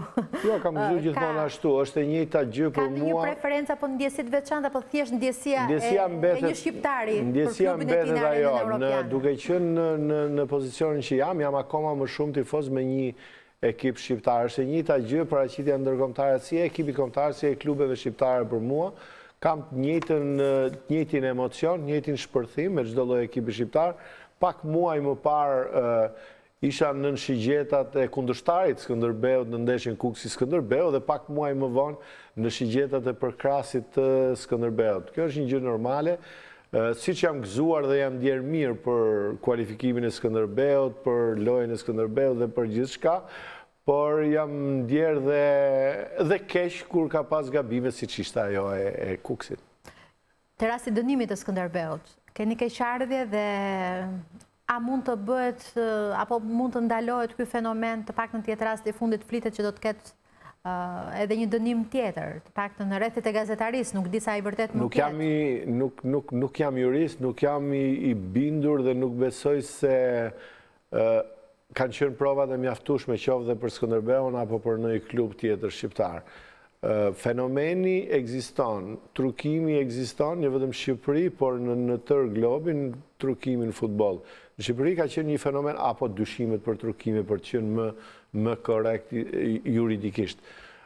Dyshimet për trukime tek ne kanë qenë shumë të mëdha, sot pothuajse janë minimizuar dhe eliminuar, por në çdo rast dënimi, penalizimi duhet bëhet mbi bazën e provave dhe fakteve. E konsideroni ju këtë si pikën më të errët të këtyre viteve të fundit, le të themi, për sportin shqiptar apo? Fenomeni thash nuk është fenomen shqiptar, kështu që nuk e konsideroj si një pikë e errët e botës së futbollit shqiptar, por është një fenomen botëror, cilën është një kanosje e tërë lojës, cilën gjithë aktorët duhet ta parandalojnë maksimalisht në gjitha mënyrat, në mënyrën se si luhet, në mënyrën se si i paraprihet dënimit apo parandalimit të fenomenit trukim, i thuhet sot, lënje neshjesh, i kemi pas të në kohë më parë, por gjithsesi me etiketimet ndryshme ka ekzistuar gjithmonë. Sot e kanos akoma më shumë futbollin. Tek ne, fatmirësisht, nuk është një fenomen në rritje, por një fenomen në zhdukje.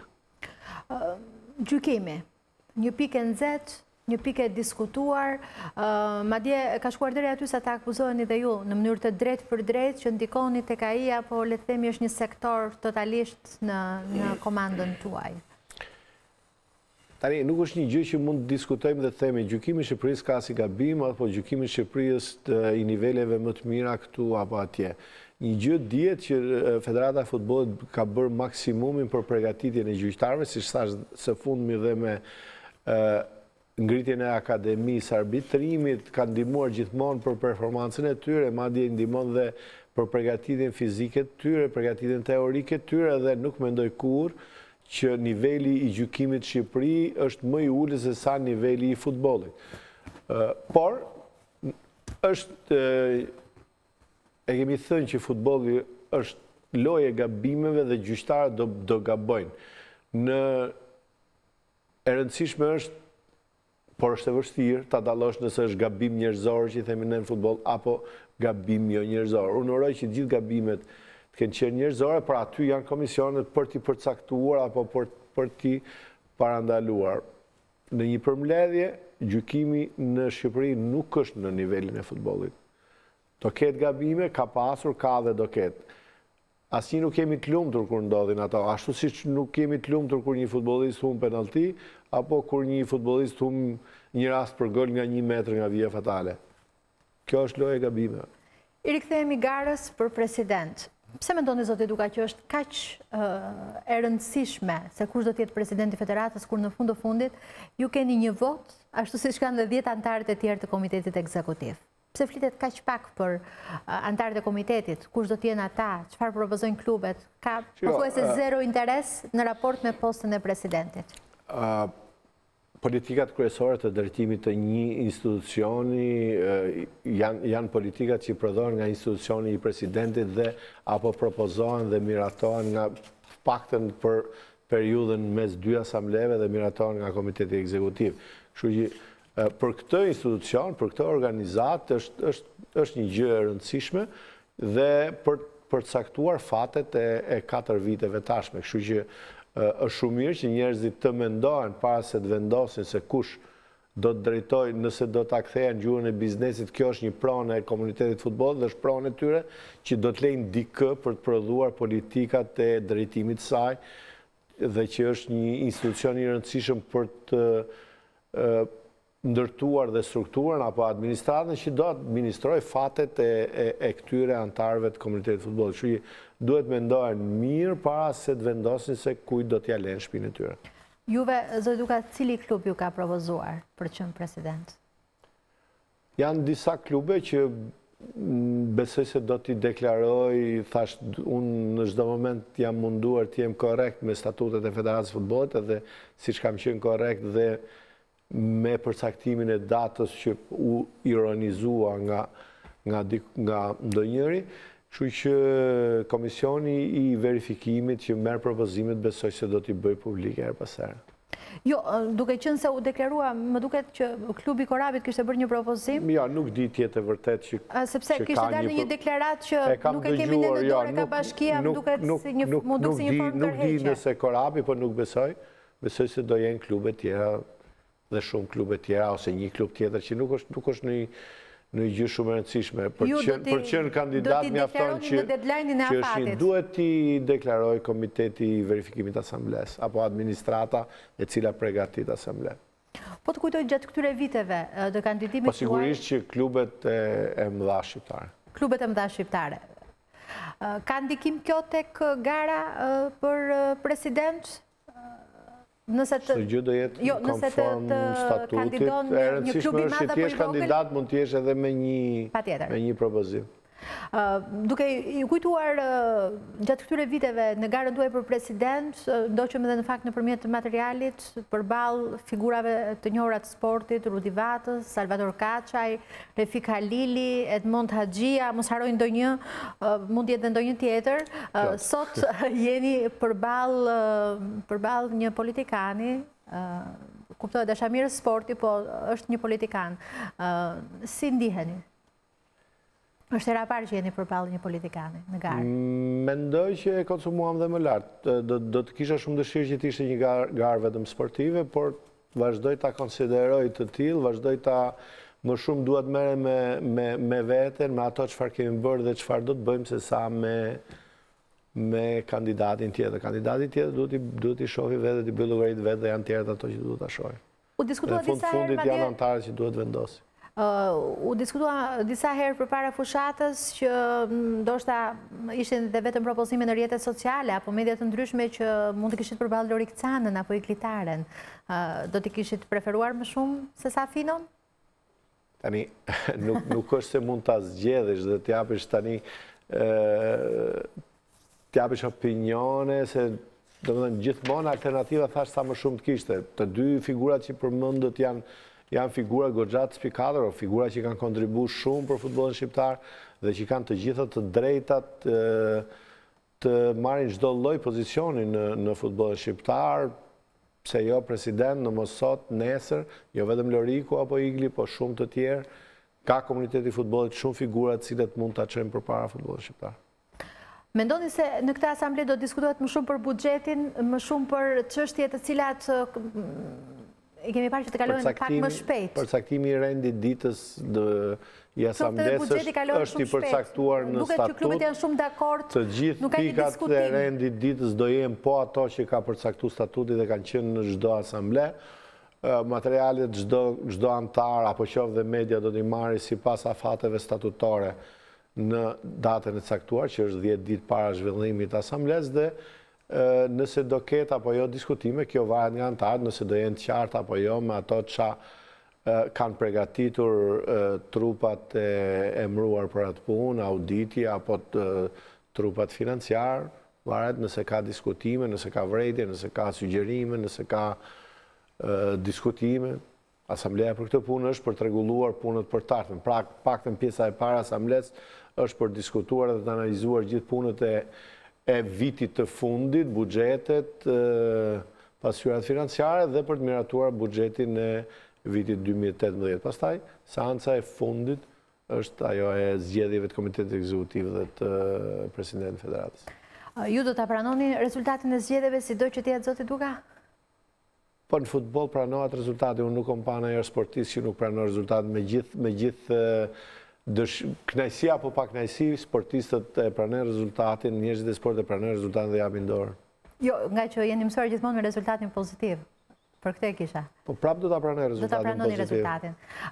Në fakt dëgjova që kandidati juaj ju ka ftuar edhe në një debat publik për diskutuar për platformat apo për të bërë një ballafaqim live. Do ta pranonit këtë ftesë? E kam thënë në një intervistë 2 ditë më parë që fjala debat këtu në sport është i çike tepër, ne duhet të bëjmë debat dhe prandaj dhe kandidatin duhet ta konsideroj kandidat sportiv dhe mos në vi me terma politik. Debat ne mund të bëjmë diskutim si është më e mira për futbollin dhe kush përderisa dhe konkurrenti im është apo alternativa, më mirë mos themi konkurrent, është pasionant futbolli, kështu që duhet të thotë më të mirat që mendon ai për futbollin edhe unë them më të mirat që mendoj unë. Dhe në fundit i bashkojmë të mirat për të mirën e kësaj loje. Zoti Duka, ju falenderoj për këtë diskutim në mbrëmjen tonë, nderuar miq. Kjo ishte platforma, këto ishin mendimet, këto ishin momentet që presidenti aktual, zoti Armand Duka, ka për të qeverisur futbollin për 4 vitet e ardhshme. Ky është mendimi i tij për rivalin zotin Bashkim Fino. Ju falenderoj që qëndruat me ne dhe ju uroj një fundjavë të këndshme. Natën e mirë.